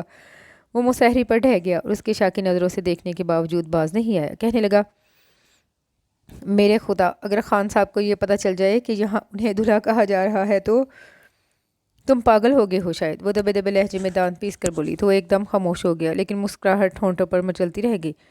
باولا ہوا ہے کیا؟ اس میں ہنسنے کی کیا بات ہے؟ نانی اماں نے بھی ڈانٹا۔ ہنسنے کی تو بات ہے بڑی اماں کہ آپ ایک بڈھے کھوسٹ کو دلہا کہہ رہی ہیں۔ کیا؟ ممانی جان آگے بڑھے۔ کس کی بات کر رہی ہو؟ سجو کے دلہا میاں کی۔ وہ اطمینان سے بولا تو ممانی جان اس کی طرف تعصب بھری نظروں سے دیکھنے لگی۔ وہاں نانی اماں نے بھی دانتوں پر انگلی دبا لی اور اس صورتحال سے پریشان ہو کر وہ بلا ارادہ کہہ گئی، تم سے تو بہرحال 1000 درجے اچھے ہیں۔ ٹھیک کہتی ہو۔ وہ ایک دم سنجیدہ ہو کر اٹھ کھڑا ہوا۔ مجھ سے اچھے نہ ہوتے تو تم انہیں مجھ پر ترجیح کیوں دیتی؟ اس کے ساتھ ہی وہ کمرے سے نکل گیا۔ وہ اس کی بات نہیں سن سکی تھی، جب ہی سر جھکا کر دل ہی دل میں اپنے آپ کو ملامت کرنے لگی۔ کیا ضرورت تھی مجھے یہاں آنے کی؟ جانتی بھی تھی وہ اتنا بدتمیز ہے، پھر بھی چلی آئی۔ ممانی جان اس کی خاموشی کو خفقی سمجھی اور اس کا موڈ ٹھیک کرنے کی غرض سے کہنے لگی، بیٹا تم تو سرمد کی عادتوں سے واقف ہی ہو، اس کی باتوں کا برا مت ماننا۔ اس نے مسکرانے کی کوشش کی لیکن کامیابی نہیں ہوئی۔ بتاؤ تو سجو، کیا سچ مچ تمہارے دلہا؟ رات میں وہ سونے کی غرض سے نانی اماں کے پاس لیٹی تو وہ بڑی رازداری سے اسے پوچھنے لگی۔ نہیں تو نانی اماں، وہ ان کے گلے میں بازو ڈالتے ہوئے بولی، آپ بھی کس کی باتوں میں آ گئیں؟ اتنے اچھے ہیں جنید خان، بس ذرا سی عمر ہی زیادہ ہے۔ کیا پہلے شادی شدہ تھے؟ نانی اماں باقاعدہ کوریدنے لگی۔ ہاں، لیکن بیوی کا انتقال ہو چکا ہے۔ اور بچے؟ 4 ہیں، 3 لڑکے 1 لڑکی۔ اوئی اللہ! نانی اماں نے ماتھا پیٹ ڈالا۔ کہاں قسمت پھوڑ دی تمہارے بابا نے تمہاری، 4 بچوں کے باپ سے بیاہ دیا اور بچے تو تمہاری جان کو آتے ہوتے گے۔ نہیں نانی اماں، یہ سب نہیں ہے، وہ لشکر بولی، بچے چھوٹے نہیں ہیں، سب بڑے بڑے ہیں، میرا بیٹا اور بیٹی شادی شدہ ہیں اور وہ ہمارے ساتھ رہتے بھی نہیں۔ تیسرے نمبر کا بھی کچھ دنوں میں یہیں کراچی سیٹ ہو جائے گا اور چوتھا بھی 18-19 سال کا ہے۔ اپنے طور پر اس نے نانی اماں کو مطمئن کرنا چاہا، جبکہ انہوں نے ماتھے کے بعد سینہ پیٹ ڈالا۔ مت ماری گئی تھی تمہارے بابا کی، جو اپنے سے بڑی عمر کے بندے کے ساتھ بیاہ تھی۔ میں کہتی ہوں اپنے سربند میں کیا کمی تھی؟ گھر کا بچہ ساتھ پلا بڑھا، لیکن تمہارے بابا مان کے نہ دیے۔ کیا مان کے نہ دیے؟ وہ نانی اماں کی ہری بات پر چونکی اور اٹھ کر بیٹھتے ہوئے پوچھنے لگی، یہی تمہاری اور سرمد کی شادی کی بات کس نے کی تھی؟ ہم سب نے۔ جس روز تمہارے بابا تمہیں لینے آئے تھے اسی روز میں نے، تمہارے ماموں اور ممانی نے۔ ممانی جان نے بھی؟ وہ غیر یقینی سے پوچھنے لگی۔ اور کیا، تمہاری مامی جان کی تو ہمیشہ سے خواہش تھی تمہیں بہو بنانے کی اور اس روز جھولی پھیلا کر تمہیں مانگا، لیکن تمہارے ابا کی ایک ہی ضد تھی، میں بات طے کر آیا ہوں، اپنی بات سے پھر نہیں سکتا۔ قدرے توقف کے بعد کہنے لگی، اب میں کیا کہوں تمہارے باپ کو، ساری عمر تو پوچھا نہیں، آخر میں حق جتا کر لے گیا، احسان فراموش ہے، کم از کم پالنے کا حق تو، اتنا حق تو ادا کرتا کہ تمہاری شادی میں ہم سے مشورہ ہی لے لیتا۔ نانی ماں اور بھی پتہ نہیں کیا کچھ کہتے کہتے سو گئی اور اس کے لیے سوچوں کا ایک نیا باب کھل گیا۔ پہلے تو اسے ان ساری باتوں کا یقین ہی نہیں آیا، پھر اس نے سوچا آخر نانی ماں اسے غلط بیانی کیوں کریں گی۔ پھر وہ ہر بات کو نئے سرے سے سوچنے لگی، ابو جی کا برسوں بعد آنا، اسے ساتھ لے جانا، پھر آنٹی کا آہستہ آہستہ اسے گھر سے متنفر کرنا اور اپنے آپ کو اس کا سب سے بڑا ہمدرد ثابت کرنا، ہر بات اس پر واضح ہوتی چلی گئی۔ وہ کیوں اتنی نادان تھی کہ ایک دوسری عورت کی باتوں پر یقین کر کے ان ہستیوں پر شبہ کر بیٹھی جو کہ آج بھی اس سے اسی طرح محبت کرتی ہیں۔ ان کی محبتیں اتنی کمزور تو نہ تھی، پھر وہ کیوں متنفر ہو گئی؟ وہ بہت دکھ کے ساتھ اپنے آپ کو ملامت کر رہی تھی۔ صبح وہ بہت جلدی اٹھ گئی، نماز سے فارغ ہو کر کچن میں آئی تو سرمد پہلے ہی سے وہاں موجود تھا۔ وہ دروازے میں رک کر خاموشی سے اسے چائے بناتے ہوئے دیکھنے لگی۔ اس کی موجودگی کا احساس کر کے وہ کہنے لگا، جب سے تم گئی یہ ڈیوٹی میں نے سنبھال لی ہے۔ وہ اس کی طرف دیکھے بغیر کہہ رہا تھا، ویسے بھی اس وقت صرف میں ہی چائے پیتا ہوں اور صرف ایک کپ کے لیے امی کو اٹھانا اچھا نہیں لگتا، اور پتہ ہے اب تو مجھے یہ سوچ کر بھی افسوس ہوتا ہے اتنا عرصہ میں تم سے زبردستی اپنے کام کرواتا رہا، تمہیں برا تو لگتا ہوگا۔ چائے کا کپ اس کی طرف بھراتے ہوئے وہ پوچھنے لگا۔ اس نے کپ تھام لیا لیکن اس کی بات کا جواب نہیں دیا، تب وہ اس کی غیر معمولی خاموشی محسوس کر کے چونکا۔ کیا بات ہے، کچھ پریشان ہو؟ اس نے آہستگی سے نفی میں سر ہلایا۔ شاید رات ٹھیک سے سو نہیں سکی، یہی بات ہے نا، جگہ تبدیل ہو جائے تو ایسا ہی ہوتا ہے۔ وہ خود ہی قیاس کرتا ہوا بولا۔ وہ پھر بھی خاموش رہی تو سٹ پٹا گیا۔ چلو اندر چل کر بیٹھو، میں امی کو اٹھاتا ہوں۔ نہیں رہنے دو اور تم یہاں سے نکلو، میں ناشتہ بناؤں گی، وہ سپاٹ لہجے میں بولی۔ کیا تم ناشتہ بناؤ گی؟ ہاں، کیوں؟ نہیں بھائی، 2 دن کے لیے آئی ہو اور پھر مہمان بھی ہو۔ وہ کچھ دیر تک اس کی طرف دیکھتی رہی، پھر بڑھ کر خالی کپ ریک پر رکھتے ہوئے بولی، کل تم نے کہا تھا تم ویسے ہی ہو جیسے پہلے تھے، لیکن تم ویسے نہیں ہو. ہاں کوشش ضرور کر رہی ہو کہ پہلے جیسے نظر آؤ. نہیں بھائی میں مت پوز کرو سرمت. بند کرو یہ رسمی باتیں جیسی اجنبیوں کے درمیان ہوا کرتی ہیں. ہم اجنبی نہیں ہیں. ہم کبھی بھی ایک دوسرے کے لیے اجنبی نہیں ہو سکتے, سمجھے تم؟ ارے وہ خجالت مٹانے کو ہنسا. تم تو اچھا خاصا بولنے لگی ہو. نہ صرف بولنے لگی ہوں بلکہ سمجھنے بھی لگی ہوں. وہ آگے بھی کچھ کہنا چاہتی تھی, وہ ساری باتیں جنہیں وہ رات سمجھ گئی تھی, لیکن پھر کچھ سوچ کر خاموش ہو رہی. کیا سمجھنے لگی ہو؟ کچھ نہیں. اب پلیز تم ہٹو یہاں سے, مجھے ناشتہ بنانے دو. وہ زبردستی اسے باہر نکال کر چولہے کے پاس کھڑی ہو گئی. پھر جس وقت ممانی جان آئی وہ ناشتہ تقریباً تیار کر چکی تھی. انہوں نے حیرت سے اسے دیکھا. پھر یہی سمجھی کہ سرمد نے پہلے کی طرح اسے کام پر لگا دیا ہوگا, اور بغیر تصدیق کیے سرمد کو سخت سست کہنے لگی. انتہائی بدتمیز لڑکا ہے, ذرا خیال نہیں ہے اس نے تمہیں اٹھا دیا ہوگا. نہیں تو ممانی جان میں خود اٹھی ہوں. وہ ان کے مزید کچھ کہنے سے پہلے بول پڑی. بیٹا اگر اٹھی گئی تھی تو یہاں کچن میں آنے کی کیا ضرورت تھی؟ ممانی جان وہ ان کے گلے میں بازو ڈال کر بولی. میں مہمان نہیں ہوں. پھر بھی بیٹا بس آپ کچھ مت کہیں, اندر جا کر بیٹھے, میں ناشتہ لے کر آ رہی ہوں. کل وہ ممانی جان سے بہت سرد مہری سے ملی تھی, اور اب جب کہ ساری باتیں اس پر واضح ہو گئی تھیں تو اسے اس مہربان عورت پر بہت پیار آ رہا تھا. اس نے ایک عمر اسے ممتا کی آغوش بخشی تھی. دل چاہ رہا تھا اس آغوش میں سمٹ کر اپنی ساری مجبوریاں کہہ سنائے, بتا دے انہیں کہ وہ ایک دوسری عورت کے فریب کا شکار ہو گئی ہے. اور اس وقت تو نہیں. ناشتے کے بعد جب ماموں جان اور سرمد آفس چلے گئے اور کچھ وقت فراغت کا ملا تو نانی اماں نے پھر وہی باتیں چھیڑ دیں. تمہارے باپ نے اچھا نہیں کیا. کیا تھا جو تمہیں ہمارے پاس چھوڑ دیتا؟ اگر پہلے سے کہیں زبان دے کر نہ آتا تو ہم کبھی بھی تمہیں اس کے ساتھ جانے نہ دیتے. اور وہ رو پڑی. پہلے نانی اماں اور پھر ممانی جان کی گود میں سر رکھا تو ضبط کے سارے بندھن ٹوٹ گئے. ابو جی پہلے سے میری بات طے کر کے نہیں آئے تھے, وہ روتے ہوئے بتانے لگی. وہ ایک پلان کے تحت مجھے اپنے ساتھ لے گئے. انہیں بڑے لوگوں کی قطار میں کھڑا ہونے کے لیے سہارا چاہیے تھا, اور اس سلسلے میں انہوں نے میرے ارمانوں کا گلا گھونٹنے میں ذرا دیر نہیں لگائی. انہیں اس سے کوئی غرض نہیں تھی کہ جنید خان خود ان سے عمر میں بڑا اور شادی شدہ بچوں کا باپ ہے. انہیں صرف اس بڑے پروجیکٹ سے دلچسپی تھی جو شادی کے بعد جنید خان کی معرفت انہیں ملا. مجھے تو تمہارے باپ کے لچھن شروع سے ہی اچھے نہیں لگے. نانی اماں اپنے دوپٹے سے اس کے آنسو پونچھتے ہوئے بولی. میں بھی کہوں یہ اچانک کیسے محبت نے جوش مارا کہ آنن فانن لے کے چلتا بنا. ہم کیا جانتے تھے کہ اس محبت کے پیچھے بھی اس کی غرض چھپی ہے. بیٹا جب تم جان گئی تھی تو ہمیں خبر کرتی, ہم تمہیں لے آتے. ممانی جان نے کہا تو اس کی آنکھیں پھر چلک پڑی. میں نہیں جانتی تھی ممانی جان, مجھے کچھ خبر نہیں تھی. یہ تو رات نانی اماں کی باتوں سے مجھ پر ساری باتوں کا ادراک ہوا. قدر توقف کے بعد کہنے لگی. آنٹی نے مجھے بتایا کہ جب ابو جی مجھے لینے آئے تو انہوں نے آپ سب سے پوچھا تھا کہ اگر آپ کا خیال مجھے ہمیشہ کے لیے یہی رکھنے کا ہو تو مجھے یہیں چھوڑ دیتے ہیں, لیکن آپ نے منع کر دیا. کیا؟ ممانی جان تقریباً چیخ پڑی اور نانی ماں آنٹی کو برا بھلا کہنے لگی. نامراد عورت, ستیلی جو ٹھہری, کیسے تمہارا بھلا سوچ سکتی تھی؟ اور کیا اس کی اپنی کوئی بیٹی نہیں ہے جو تمہیں یہاں سے بلا بھیجا ہے؟ لیکن ابھی بہت چھوٹی ہے تو اس کے بڑے ہونے کا انتظار کر لیتی. چھوڑے اماں, ممانی جان کہنے لگی. آپ خام خواہ اس عورت کو الزام دے رہی ہیں. اگر اس کا اپنا باپ ٹھیک ہوتا تو کیا مجال تھی اس کی؟ ٹھیک کہتی ہو تو, نانی اماں قائل ہو کر بولی. پھر اس کا سر تھپکتے ہوئے کہنے لگی. بیٹا اب میں تمہیں اس کے سوا کیا کہہ سکتی ہوں کہ صبر کرو. وہ شاید نصیب میں ایسا ہی لکھا تھا. میں نے تو نصیب کا لکھا سمجھ کر قبول کر لیا تھا نانی ماں, لیکن اب جب حقیقت معلوم ہوئی ہے تو دل درد سے پٹا جا رہا ہے. کیا دیا ہے ابو جی نے ساری زندگی مجھے, کبھی پوچھا تک نہیں, اور اب اپنی غرض پڑی تو میرا خیال آ گیا. وہ اور شدت سے روتے ہوئے بولی. انہوں نے میرا مان توڑ دیا ہے. میں ساری زندگی ان سے دور رہ کر بھی ان کے لیے اچھے جذبات رکھتی تھی. ہمیشہ دعا گو رہی کہ میرا باپ جہاں رہے خوش رہے, لیکن انہوں نے. بیٹا, ممانی جان نے اس کا سر اپنے کندھے سے لگایا. یہ واقعی دکھ کی بات ہے, لیکن اب کیا جا سکتا ہے.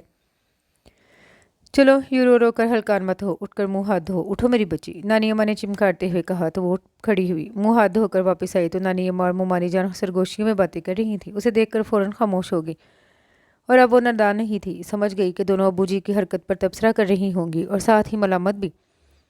وہ چپ چاپ ان کے درمیان بیٹھ گئی تو ممانی جان اس خیال سے کہ کہیں دوبارہ یہ موضوع نہ چھڑ جائے اس سے پوچھنے لگیں. یہ بتاؤ دوپہر کے کھانے میں کیا کھاؤ گی؟ کچھ بھی نہیں, میرا مطلب ہے جو بھی پک جائے گا, بلکہ آپ مجھے بتائیں, میں پکاؤں گی. نہیں بیٹا, صبح بھی تم اتنی دیر کچن میں کھڑی رہی ہو, اب اپنی نانی اماں کے پاس آرام سے بیٹھو. ممانی جان مجھے بالکل اچھا نہیں لگے گا, میں تو آرام سے بیٹھی رہوں اور آپ کھانا پکانے میں لگی رہیں. تم نے تو مجھے بہت آرام پہنچایا ہے. ممانی جان محبت سے اس کا گال چھو کر بولی. پھر اٹھ کھڑی ہوئی اور جانے کو تھی تو اس نے پکار لیا. ممانی جان, میں اپنے حالات سے سمجھوتا کر چکی ہوں. آپ سے اور نانی ماں سے اتنی گزارش ہے, ان باتوں کا علم ماموں جان اور سرمد کو نہ ہو پائے. ممانی جان کچھ دیر تک اس کی طرف دیکھتی رہیں, پھر پرسوچ انداز میں سر ہلاتے ہوئے کمرے سے نکل گئیں. شام میں جنید خان کا فون آیا۔ انہوں نے بتایا وہ مزید 2 دن یہاں رکیں گے اور اس سے پوچھا کہ اسے اپنے ماموں جان کے گھر کوئی تکلیف تو نہیں۔ اس نے اپنی طرف سے انہیں پورا اطمینان دلایا اور جب فون رکھ کر پلٹی تو سرمد اپنے کمرے سے نکل رہا تھا۔ اسے وہاں کھڑا دیکھ کر پوچھنے لگا کس کا فون تھا؟ جنید خان کا۔ وہ مختصر جواب دے کر جانا چاہتی تھی کہ وہ سامنے آ گیا۔ اس بڈھے کو تمہارے بغیر چین نہیں ہے سرمد، اس نے ٹوکا۔ اب اگر تم نے خان صاحب کے لیے ایسے الفاظ استعمال کیے تو میں ماموں جان سے تمہاری شکایت کر دوں گی۔ کیا کہو گی ان سے؟ وہ مسکراہٹ دبا کر بولا تمہارا سر۔ وہ چڑ کر بولی اور پلٹ کر دوسرے راستے سے جانا چاہتی تھی کہ وہ پھر سامنے آ گیا۔ خفا کیوں ہوتی ہو؟ تم ایسی باتیں کیوں کرتے ہو؟ چلو معاف کر دو۔ وہ باقاعدہ ہاتھ جوڑ کر بولا یہ بتاؤ کیا کہہ رہے تھے تمہارے خان صاحب؟ کوئی خاص بات نہیں، بس کہہ رہے تھے ابھی 2 دن یہیں رکیں گے۔ تو تم ابھی رہو گی نا؟ نہیں، میں ان کے ساتھ ہی واپس جاؤں گی۔ اتنی جلدی؟ اپنے لہجے کی بے اختیاری بے قراری کو خود ہی محسوس کر کے فوراً سنبھلتا ہوا بولا میرا مطلب ہے جب آ ہی گئی ہو تو کچھ دن رہو، اتنی جلدی جانے کی کیا ضرورت ہے؟ کیا کروں گی یہاں رہ کر؟ وہاں کیا کرتی ہو؟ کچھ نہ بھی کروں پھر بھی وہاں میری ضرورت ہے۔ پھر جیسے اپنے آپ سے بولی میرے آنے سے بنٹی کتنا اکیلا ہو گیا ہوگا۔ یہ بنٹی کون ہے؟ وہ پوری طرح اس کی طرف متوجہ تھا جب ہی اس کی اپنے آپ سے کی گئی بات سن لی۔ خان صاحب کا سب سے چھوٹا بیٹا ہے؟ بہت چھوٹا، میرا مطلب ہے گود کا بچہ۔ ارے نہیں، وہ ہنس پڑی، پھر اس کے ساتھ برآمدے سے اتر کر آنگن میں آتے ہوئے اسے بنٹی کے بارے میں بتانے لگی۔ ایک بات کہوں، برا تو نہیں مانو گی؟ وہ بنٹی کے بارے میں سن کر کہنے لگا۔ وہ سوالیہ نظروں سے دیکھنے لگی۔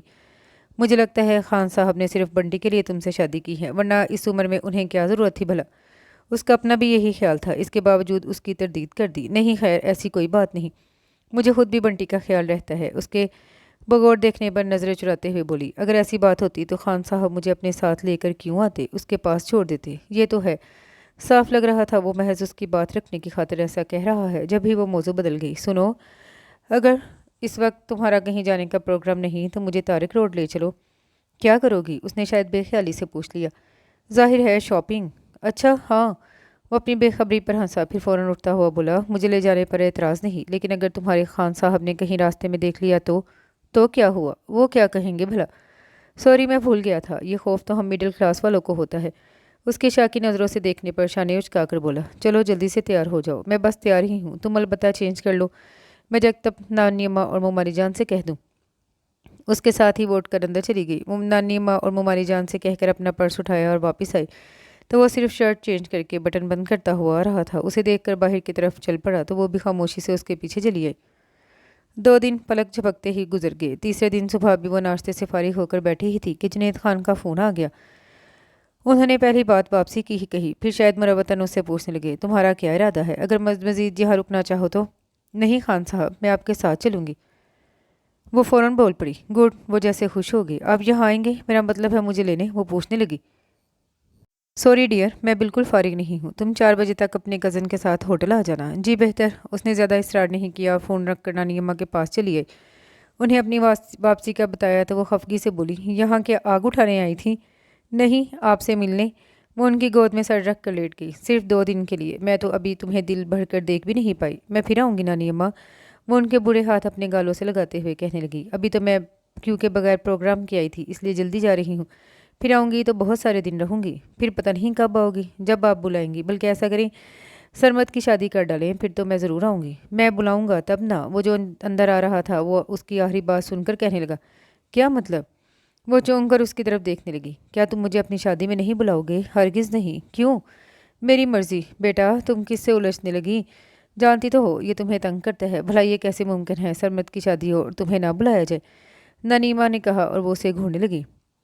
کچا کھانے کا ارادہ ہے کیا؟ وہ اس کے گھورنے پر شرارت سے بولا بکو مت اور سنو، آج جلدی آ جانا، مجھے 4 بجے ہوٹل پہنچنا ہے۔ خیریت؟ ہاں، ابھی خان صاحب کا فون آیا تھا، آج ہم واپس جا رہے ہیں۔ تو کیا جنید خان یہاں نہیں آئیں گے؟ نہیں، انہیں فرصت نہیں ہے۔ تو فون کر کے انہیں کہہ دو مجھے بھی فرصت نہیں، اور نہ ہی میں ان کا ملازم ہوں کہ ان کے کہنے پر تمہیں لانے اور لے جانے کی ڈیوٹی انجام دیتا پھروں۔ سرمد؟ وہ اس کی اچانک موڈ بدلنے پر حیران ہوئی۔ تم ان کی بیوی ہو، ان کی ذمہ داری ہو، نہ کہ میری۔ اس کے ساتھ ہی وہ پیر پٹکتا ہوا کمرے اور پھر گھر سے ہی نکل گیا۔ وہ کچھ دیر تک اس کے پیچھے نظریں دہراتی رہی، پھر طویل سانس لے کر نانی اماں کے ہاتھ اپنی آنکھوں پر رکھ لیے اور اپنی ہتھیلیوں پر نمی محسوس کر کے نانی اماں اس پر جھک گئیں۔ بیٹا اس کی باتوں کا برا مت ماننا۔ مجھے برا نہیں لگا نانی اماں، اور پھر وہ غلط تو نہیں کہہ رہا۔ آنسوں کی یہ میزی اس کے لہجے میں بھی سمٹ آئی تھی۔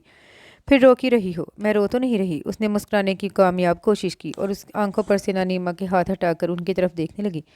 اس سمے وہ نانی اماں کو چھوٹی سی معصوم بچی کی طرح لگی جو اپنی کسی بھی کوشش میں کامیاب ہو کر فخریہ انداز میں داد طلب نظروں سے دیکھتی ہے۔ انہوں نے اس کی پیشانی چوم لی۔ اپنے ماموں جان سے کہنا وہ تمہیں چھوڑ آئیں گے۔ میرا جانا کوئی مسئلہ نہیں ہے نانی ماں، میں اکیلی بھی جا سکتی ہوں۔ خیر چھوڑے، یہ بتائیں ممانی جان نے سرمد کے لیے کوئی لڑکی بھی دیکھی یا نہیں؟ وہ خوبصورتی سے بات بدل گئی، ساتھ ہی موڈ بھی۔ لڑکیاں تو کہیں ایک نظر میں ہیں، لیکن کیا؟ وہ فوراً پوچھنے لگی۔ سرمد ابھی راضی نہیں ہے؟ کیوں؟ کیا کہتا ہے؟ کچھ بھی نہیں، بس ابھی نہیں کہ رٹ لگا دیتا ہے۔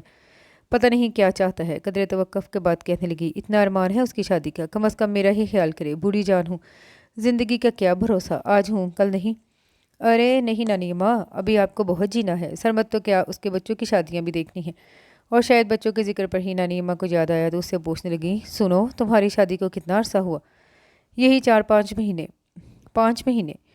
نانی اماں کچھ سوچتے ہوئے کہنے لگی، یہ کوئی اتنا زیادہ عرصہ تو نہیں، پھر بھی تم کسی ڈاکٹر کو دکھاؤ۔ کیوں؟ وہ بالکل نہیں سمجھی۔ بچے کے لیے؟ بچہ؟ ہونٹوں کی بے آواز جنبش کے ساتھ ہی دل میں ممتا کا میٹھا میٹھا احساس جانے لگا۔ ہاں سجو، تم اس سلسلے میں لاپرواہی مت کرنا۔ نانی ماں اسے سمجھانے لگی، ایسی صورت میں جب کہ جنید خان کے بچے موجود ہیں تمہیں غافل نہیں ہونا چاہیے۔ جنید خان کا کیا بھروسہ، ہو سکتا ہے اسے مزید بچے کی آرزو نہ ہو۔ نانی ماں کی بات سمجھ کر اس کا ہاتھ بے اختیار اپنے سینے پر چلا گیا اور نانی اماں کہہ رہی تھیں، عورت کی تکمیل ماں بننے سے ہی ہوتی ہے۔ اللہ نہ کرے جو تم ادھوری رہو، اور پھر اپنے لیے تو اور بھی، تمہارے لیے تو اور بھی ضروری ہے، کیونکہ جنید خان بڑا آدمی ہے۔ اگر تمہاری اولاد نہ ہوئی تو ساری دولت اس کی پہلی اولادیں لے جائیں گی، اور تم؟ نانی اماں، اس نے ٹوک دیا، کیسی باتیں کر رہی ہیں آپ؟ میں غلط نہیں کہہ رہی، تمہیں آنے والے حالات سے آگاہ کر رہی ہوں۔ تم اب بھی بچی ہو۔ قدر توقف کے بعد کہنے لگی، دنیا میں یہی کچھ ہو رہا ہے، خدا نہ خواستہ کل کو جنید خان کو کچھ ہو جائے تو اس گھر میں تمہاری جگہ نہیں رہے گی۔ اور تم کہہ رہی تھی کہ اس کی اولادیں تم سے بہت بڑی ہیں، تو ایسی صورت میں وہ تمہیں کھڑے کھڑے نکال باہر کریں گے۔ ہاں، اگر جائیداد کا حصہ پیدا کر لو تو پھر کسی کی مجال نہیں جو تمہیں کچھ کہہ سکیں۔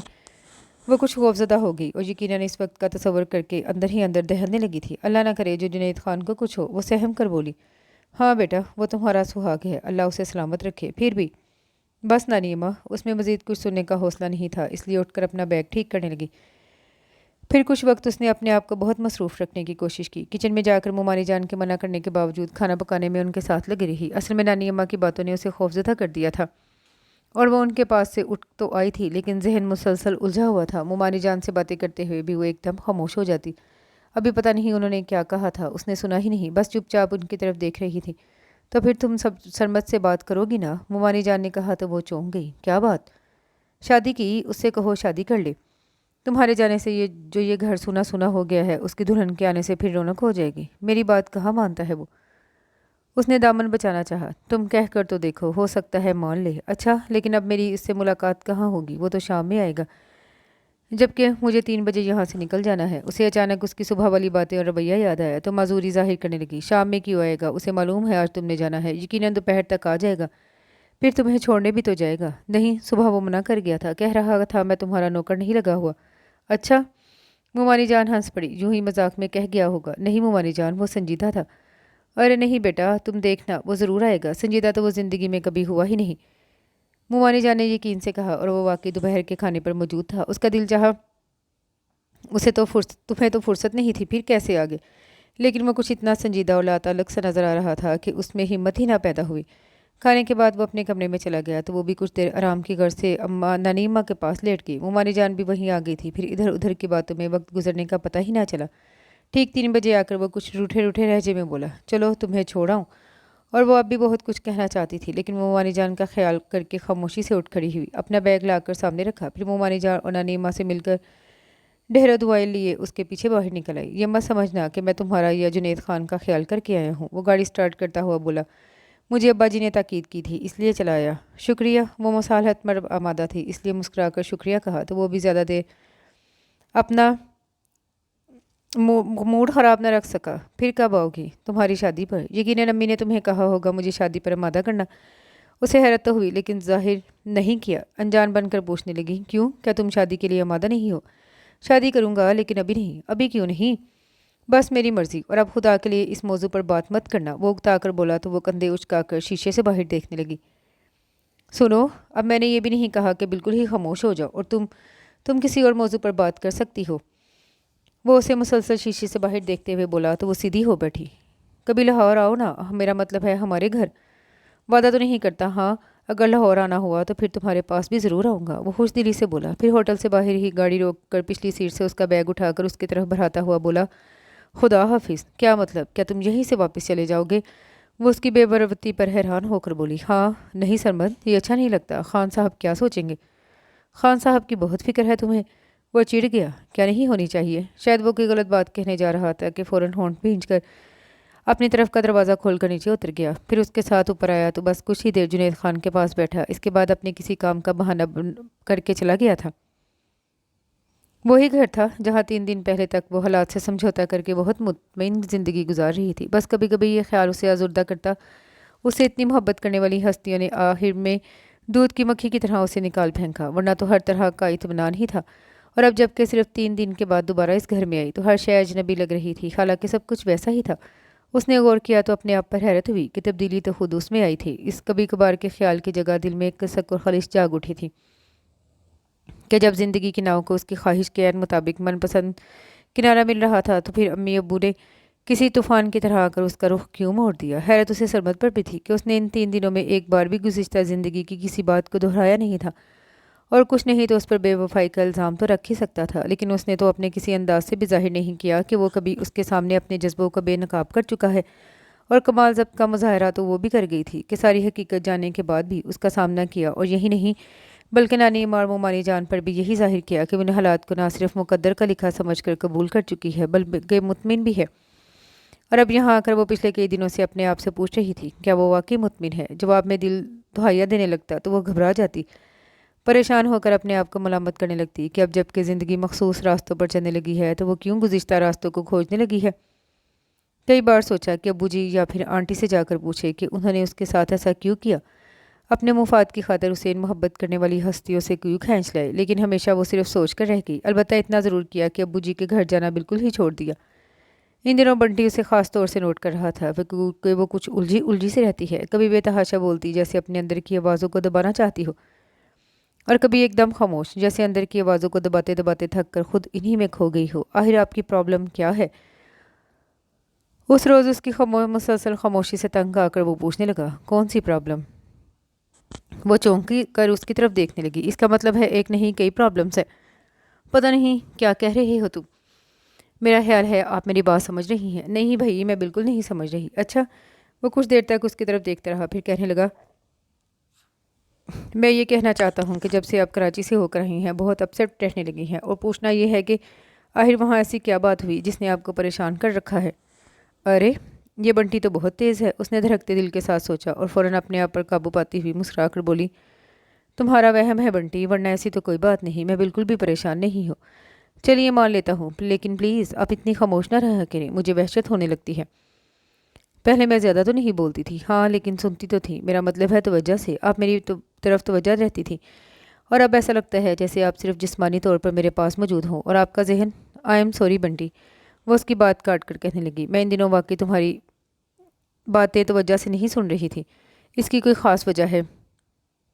वो शायद हर सूरत जानना चाहता था और वो उसे मुतमिन करने की गर्ज से बोली, असल में तुम्हारे डैडी की तरफ से फ़िक्रमंद हूँ। इतने मसरूफ़ रहते हैं, हर वक्त काम काम, और जितना काम करते हैं इस हिसाब से आराम बिल्कुल नहीं करते। तुमने देखा नहीं उनकी सेहत कितनी मुतासिर हो रही है। उसने बंटी को मुतमिन करने की गर्ज से अपनी तरफ से उसकी तवज्जो हटाने की खातिर यूं ही बात बताई कि अचानक नानी माँ की बातें याद आने लगी। उन्होंने कहा था खुदा ना खास्ता जुनैद खान को कुछ हो गया तो इस घर में तुम्हारी जगह नहीं रहेगी, अलबत्ता जायदाद का हिस्सा पैदा कर लो तो, और फिर अल्लाह ना करे जो तुम अधूरी रहो। अचानक उसे अपने खालीपन का एहसास होने लगा तो वो खामोशी से बंटी के पास से उठकर अपने कमरे में आ गई। कितनी देर तक वो इस नहज पर सोचती रही। उसकी शादी को ज़्यादा अरसा नहीं हुआ था, बस सिर्फ 7 माह, और अगर हालात ऐसे ना होते तो शायद अभी वो नए मेहमान के बारे में सोचती भी ना। लेकिन अब नानी माँ की बातों ने उसे सोचने पर मजबूर कर दिया। उसे जायदाद का लालच नहीं था, अलबत्ता वो अपनी तकमील ज़रूर चाहती थी। उसी रात जुनैद खान के सामने उसने ख़ास तौर से बच्चों का जिक्र छेड़ दिया। वो उनके तासुरात देखना चाहती थी, जानना चाहती थी आया वो मज़ीद बच्चों की आरज़ू रखते हैं या नहीं। और उसे बहुत मायूसी हुई जब उन्होंने कोई तवज्जो नहीं दी। फिर अगले कई दिन तक वो उन्हें आजमाती रही, कभी बच्चों की बातें और कभी बच्चों की कोई मूवी लगा देती। और जुनैद खान पता नहीं समझ रहे थे या जानबूझकर अनजान बन रहे थे। बहरहाल वो खासी दिल बर्दाश्ता हुई और एक आखिरी ख्वाहिश के तौर पर उनसे साफ बात करने की जुर्रत कर बैठी। खान साहब, मैं अपनी तकमील चाहती हूँ। क्या मतलब? मैं वो हिचकिचाई। मेरा मतलब है मैं मां बनना चाहती हूँ। अरे, जुनैद खान का कहकहा बेसाख्ता था। मेरी बीवी बनते ही ना तुम ना सिर्फ माँ बल्कि नानी और दादी भी बन गई हो। वो तो ठीक है खान साहब, लेकिन मैं अपने बच्चे की माँ बनना चाहती हूँ जो मेरी कोख से जन्म ले, मेरी आगोश में परवरिश पाए। कम ऑन स्वीटी, उन्होंने टोका। सिर्फ अपने बारे में नहीं, मेरे बारे में भी सोचो। अब इस उम्र में शीर ख्वार बच्चे का बाप कहलाता अच्छा लगूंगा क्या? कदर तवक्कुफ के बाद कहने लगे, फरीहा पहले ही खफा है और मैंने इस उम्र में शादी क्यों की, और अब अगर बच्चे पैदा करने लगूँ तो? सिर्फ एक। वो उनकी बात पूरी होने से पहले ही बोल पड़ी, इम्पॉसिबल। पेशानी शिकन आलूद और लहजे की सख्ती ने उसे ना सिर्फ अंदर तक हिला दिया बल्कि बावर भी करा दिया कि इस सिलसिले में कोई बात ना अब ना आइंदा कभी सुनेंगे। वो सर झुकाकर अपने अंदर हुमकते ममता के जज्बे का गला घोंटने की कोशिश करने लगी कि वो कहने लगे, सुनो, तुम्हें सिर्फ माँ बनने की ख्वाहिश है या मेरी जायदाद में हिस्सेदार पैदा करना चाहती हो? मेरे खुदा! उसे हैरत के साथ दुख भी हुआ। तासुब भरी नज़रों से देखती बोली, मुझे जायदाद में से कुछ नहीं चाहिए खान साहब, बस एक बच्चा जो मेरी ममता का सहारा हो। मेरा यकीन करे, मैं अपने लिए और इसके लिए कुछ नहीं मांगूंगी। अच्छा, वो पता नहीं क्यों हंसे थे। तुम्हें शायद पैसे की अहमियत का अंदाज़ा नहीं है। बहरहाल मैं तुम्हारी ये ख्वाहिश पूरी नहीं कर सकता। वो करवट बदल गए और वो बकिया तमाम रात आंखों पर बंद बांधती रही। जुनैद खान ने उसे अंधेरे में नहीं रखा था, ना ही उसका दिल रखने की खातिर कोई आस दिलाई थी, बल्कि उन्होंने वाज़े अल्फाज में उसकी ख्वाहिश रद्द कर दी थी। और होना तो ये चाहिए था, वो हर बात की तरह इसे भी नसीब का लिखा समझकर कबूल कर लेती, लेकिन इसके बरक्स वो किसी तरह भी इस तल्ख हकीकत को कबूल नहीं कर पा रही थी। गो के कोशिश ज़रूर कर रही थी कि अपने अंदर हुमकते ममता के जज्बे को हमेशा के लिए दफन कर दे, लेकिन जितना वो इस जज्बे को दबाती उतना ही ज़्यादा वो सर उभारता और वो बेचैन हो जाती। कोई मासूम फरिश्ता, कोई नन्हा मुन्ना सा वजूद उसकी आगोश में समाये तो उसे अपना आप मोतबर लगे। क्या वो कभी मोतबर नहीं होगी? वो सोचती, क्या उसकी समाते हमेशा एक लफ्ज़ माँ सुनने को दरसती रहेंगी? कोई तो हो जो मेरे तड़पने मचलने जज्बात को फ़कत एक लफ्ज़ से शांति बख्श दे। और फिर वो सुकून ढूंढती हुई बंटी के पास जा बैठी। इस इतने बड़े घर में एक वही तो था जो अपनी कहता तो उसकी भी सुनता था। उसकी व्हील चेयर के आगे घुटने टेक कर बैठी और उसके मजबूत हाथों पर अपने हाथ रखती हुई बोली, सुनो बंटी, तुम्हें याद है अव्वल रोज़ तुमने पूछा था कि तुम मुझे क्या कहकर मुखातिब किया करो? हाँ, और शायद आपने कहा था जो भी नाम दो, लेकिन इतना ख्याल रखना मेरी इज़्ज़त नफ्स मजरू ना हो। वो सोचता हुआ बोला, हाँ मैंने ऐसा ही कहा था। फिर तुमने मुझे कोई नाम क्यों नहीं दिया? बस यूं ही। वो इसकी हालत से बेखबर लापरवाही से बोला, यूं ही। होंठों की बेआवाज़ जुम्बिश के साथ ही वो उसकी तरफ देखे गई। वो कोई नन्ना मुन्ना सा मासूम फरिश्ता नहीं था जिसकी आगोश में समा जाता और जिसे वो सीने में भींच कर ममता की प्यास बुझाती। वो तो बस उससे चंद बरस ही छोटा था, फिर भी उसके चेहरे को हाथों के प्याले में लेकर बोली, सुनो, तुम मुझे माँ क्यों नहीं कहते? माँ? वो शायद हंसना चाहता था, लेकिन पता नहीं क्यों हंस नहीं सका। हाँ बंटी, तुम मुझे मम्मी कहो या मम्मा, या ऐसा ही को लफ्ज़ जो तुम्हें अच्छा लगे। अच्छा, वो हल्के से मुस्कुराया। मुझे आपको मामा कहने में कोई एतराज़ नहीं, लेकिन क्या? वो बेताबी से बोली, आप मेरी मामा लगती नहीं हैं। तुम्हारी मामा तो बहुत खूबसूरत होंगी। वो गैर इरादी तौर पर दोनों हाथों से अपना चेहरा छूने लगी। मेरा ये मतलब नहीं है, वो उसकी हरकत से महसूस होकर बोला। मेरा मतलब है उम्र में आप मुझसे इतनी बड़ी नहीं हैं। तो क्या हुआ? हूँ तो मैं तुम्हारी मामा, और जब तुम इस रिश्ते को तस्लीम भी कर रही हो तो फिर मामा कहने में क्या हर्ज है? आपको बुरा नहीं लगेगा?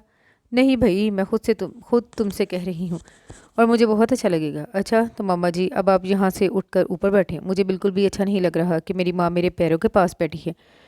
वो उसके कंधों पर हाथ रख कर उठाने की कोशिश करता हुआ बोला तो एकदम बेख्तियार होगी। उसके हाथ थाम कर वो कभी होंठों से लगाती, कभी आंखों से, और बंटी उसकी कैफियत और वालहाना अंदाज पर हैरान हो रहा था।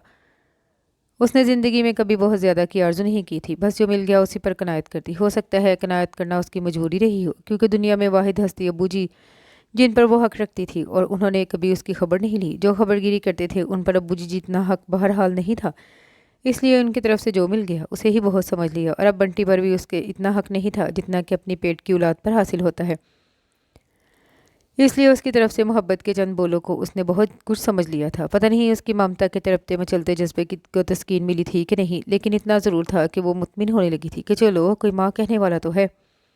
क्या हुआ जो वो उसे जन्म देने की सजावार नहीं हुई? क्या हुआ जो वो उसे अपनी आगोश में नहीं समेट सकती? और क्या हुआ जो उसकी आप पारी उसने अपने लहू से नहीं की? ये ही बहुत है। उसने माँ कहकर अधूरेपन के एहसास को मिटा दिया। इन दिनों वो कुछ मगन सी होकर बंटी की नाज़बरदारियों में मसरूफ़ थी। जब भी उसने गौर नहीं किया, जुनैद खान कुछ थके थके से रहने लगे हैं। वो जो अपनी उम्र से 10 साल कम नजर आते थे, अब इतने ही बरस आगे जाकर खड़े हो गए थे उस रोज़ वो जुनैद खान के ऑफिस जाने के बाद बंटी के साथ बैठी कोई मूवी देख रही थी कि फ़ोन की बेल सुनकर उठ खड़ी हुई तो दूसरी तरफ जुनैद खान का पीए था। उसने बताया जुनैद खान की तबीयत ठीक नहीं और वो इस वक्त हॉस्पिटल में है। क्या हुआ है उन्हें? वो एकदम परेशान होगी। उससे हॉस्पिटल का मालूम करके ड्राइवर को गाड़ी निकालने के लिए कहा और जल्दी से बंटी के पास आकर बताने लगी, सुनो बंटी, तुम्हारे डैडी हॉस्पिटल में है और मैं उनके पास जा रही हूँ। परेशानी उसके चेहरे और आवाज़ में सिमट आई थी, जबकि बंटी ने बड़े सुकून से इस खबर को सुना और इत्मीनान से कहने लगा, कम ऑन मामा, वो यूं ही चेकअप के लिए गए होंगे। नहीं बंटी, उनके पीए का फ़ोन था, उसने बताया है उनकी तबीयत ख़राब है। अच्छा, उसने फिर भी कोई ख़ास नोटिस नहीं लिया? काम की टेंशन होगी और प्लीज़ आप इतने परेशान ना हो। वो जल्दी से बाहर निकल आई। ड्राइवर गाड़ी लिए मुंतज़िर था। वो उसे हॉस्पिटल का बताकर बैठ गई। जुनैद खान के पास पहुंची तो उन्होंने कदरे हैरत से उसे देखा, फिर पूछने लगे, तुम यहाँ कैसे आई? मेरा मतलब है तुम्हें किसने बताया मैं यहाँ हूँ? आप कैसे हैं खान साहब? वो उनकी बात नज़रअंदाज करते हुए बोली, एकदम फर्स्ट क्लास। पता नहीं उन्होंने लहजे को फ्रेश रखने की कामयाब कोशिश की या बाकी वो इतने फ्रेश थे। वो समझ नहीं सकी। क्या हुआ है आपको? वो अब भी परेशान थी।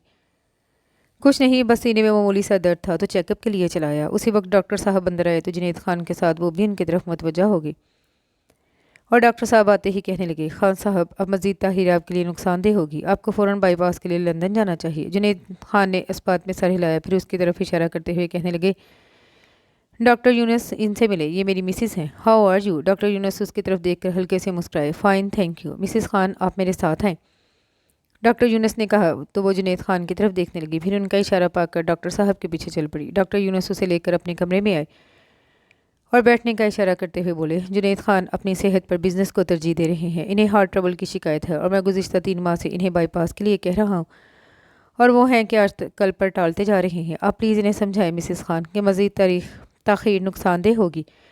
वो कदर तवक्कुफ़ के बाद कहने लगी, मैं कुछ मेडिसिन लिख कर दे रहा हूँ, यह पाबंदी से इस्तेमाल कराएं और इस हफ्ते मुकम्मल रेस्ट कराएं।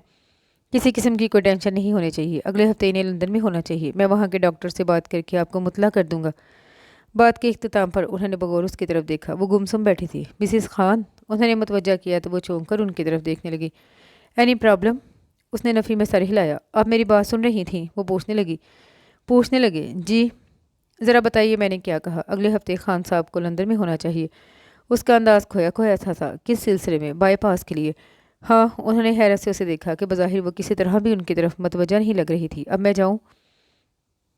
वो इजाज़त तलब नज़रों से देखने लगी। हाँ, और प्लीज़ ख्याल रखिएगा, खान साहब के लिए रेस्ट बहुत ज़रूरी है। मेरा ये ख्याल था कि वो यहीं रहते, लेकिन वो उसके लिए तैयार नहीं है। आप फिक्र न करें, मैं इनका ख्याल रखूँगी। उसने यकीन दिलाया और उनके कमरे से निकल आई।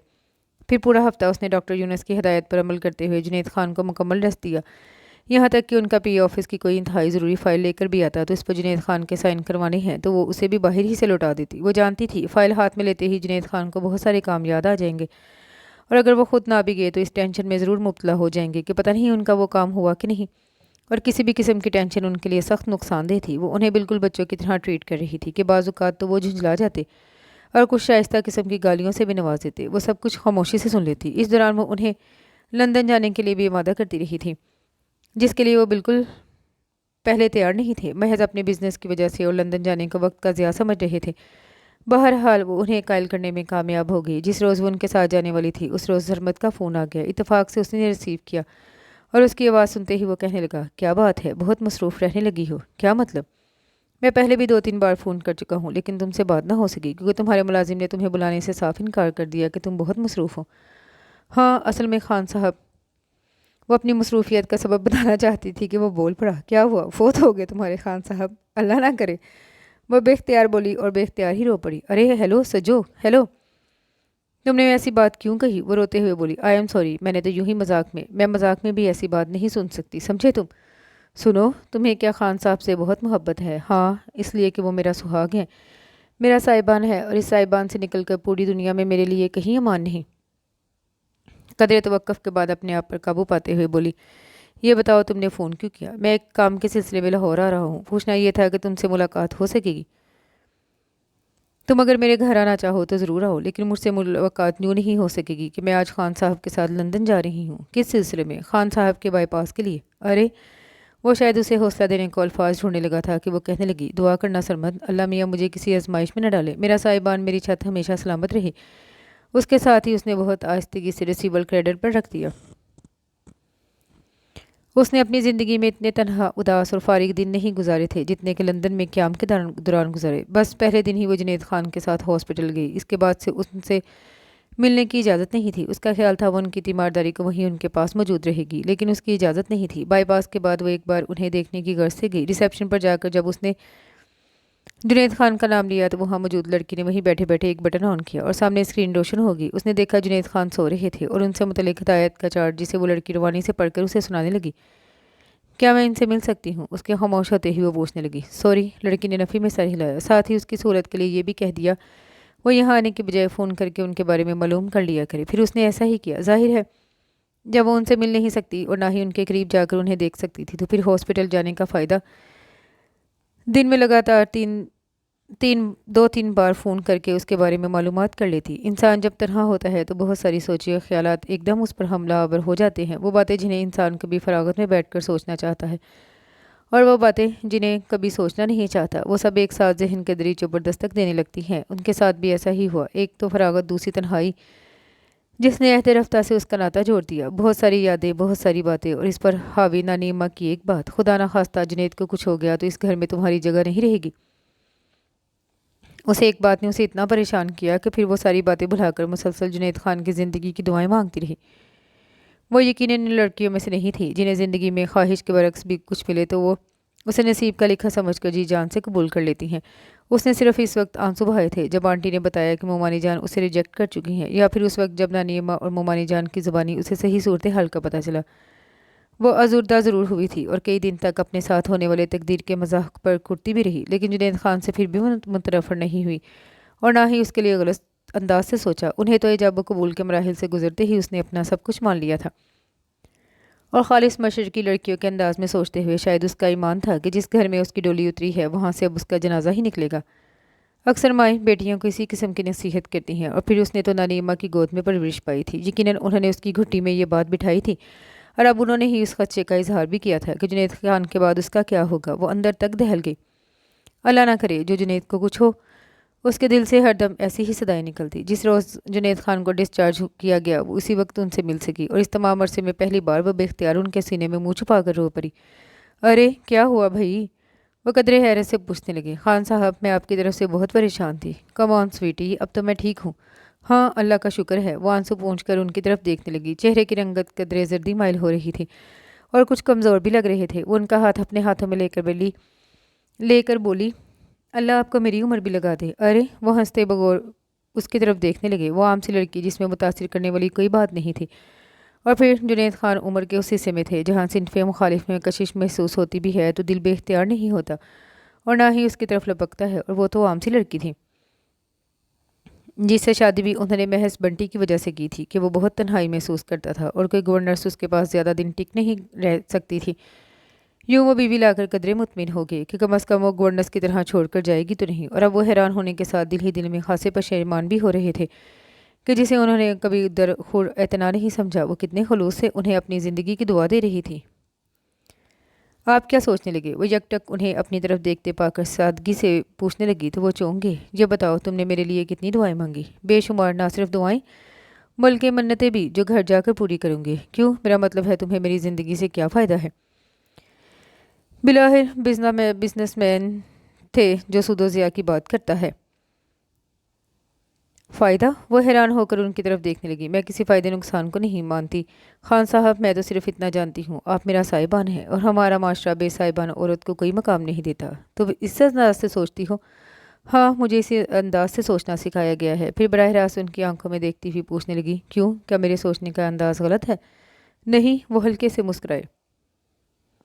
انہوں نے اپنی واپسی کی اطلاع نہیں دی تھی، بس اچانک ہی آگے، لیکن گھر میں سب کو موجود دیکھ کر حیران رہ گئے۔ فرحیہ اپنے بچوں سمیت موجود تھی، اسی طرح طاہر خان بھی بیوی بچوں سمیت اسلام آباد سے آیا ہوا تھا اور آصف خان کراچی سے، یوں جیسے ان سب کو جنید خان کی واپسی کی اطلاع مل گئی ہو اور وہ اس کے استقبال کو موجود ہوں۔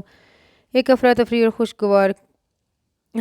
خوشگوار سے ہنگامے کا سما تھا۔ جنید خان جس وقت اس کا ہاتھ تھامے ہوئے بڑے حال میں داخل ہوئے تو لمحہ بھر کو سب خاموش ہو کر اپنی اپنی جگہ کھڑے ہو گئے تھے۔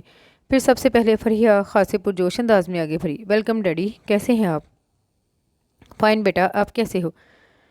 जुनैद खान ने उसका हाथ छोड़कर फरिया को अपने साथ लगाया। फिर बारी बारी सब आगे बढ़ाए और उनकी तबीयत के बारे में पूछने लगे। खान साहब प्लीज़ आप बैठ जाएं।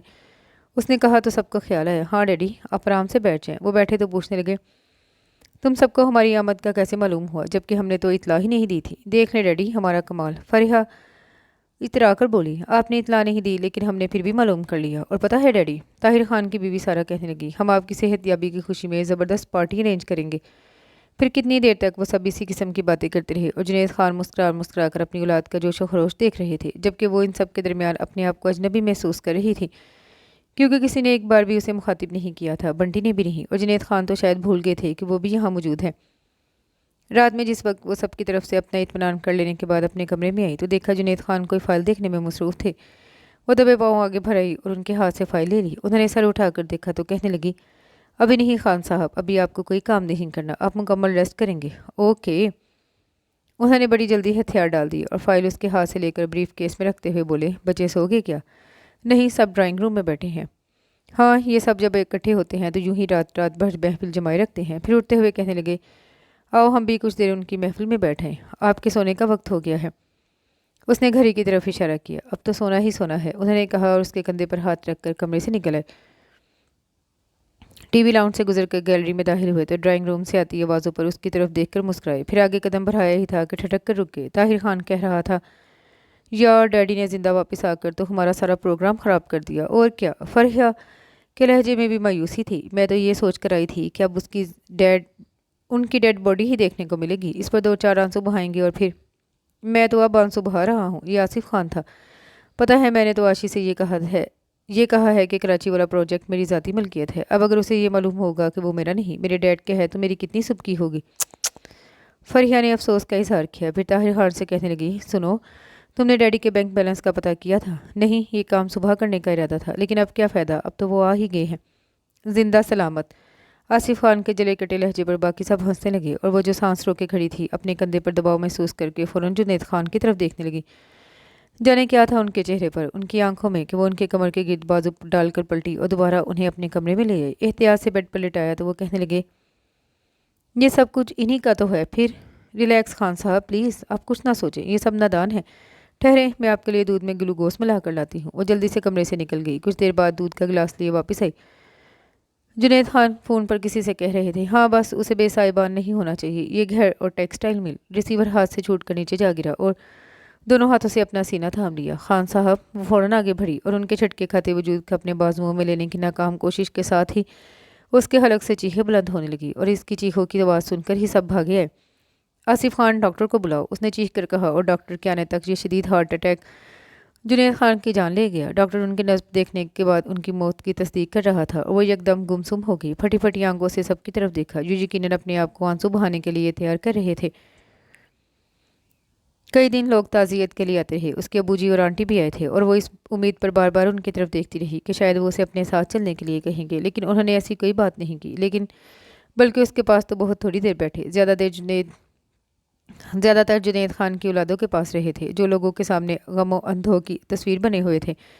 उसे ऊंचे तबके के इन खुदगर्ज लोगों से कराहियत आने लगी, जिनके नज़दीक पैसा और जायदाद ही सब कुछ था। फिर जब लोगों की आमदोरफ्त का सिलसिला ख़त्म हुआ तो सब बहन भाई सर जोड़ कर बैठ गए, शायद जायदाद को नए सिरे से आपस में तकसीम कर रहे थे। उसने किचन से आते हुए एक नज़र उन सबको देखा और बेशुमार अंदेशों में घिर कर अपने कमरे में जाने को थी कि फरिया ने उसे पुकार लिया। वो वहीं से पलटकर बेहद खामोश नज़रों से देखने लगी। यहाँ आओ।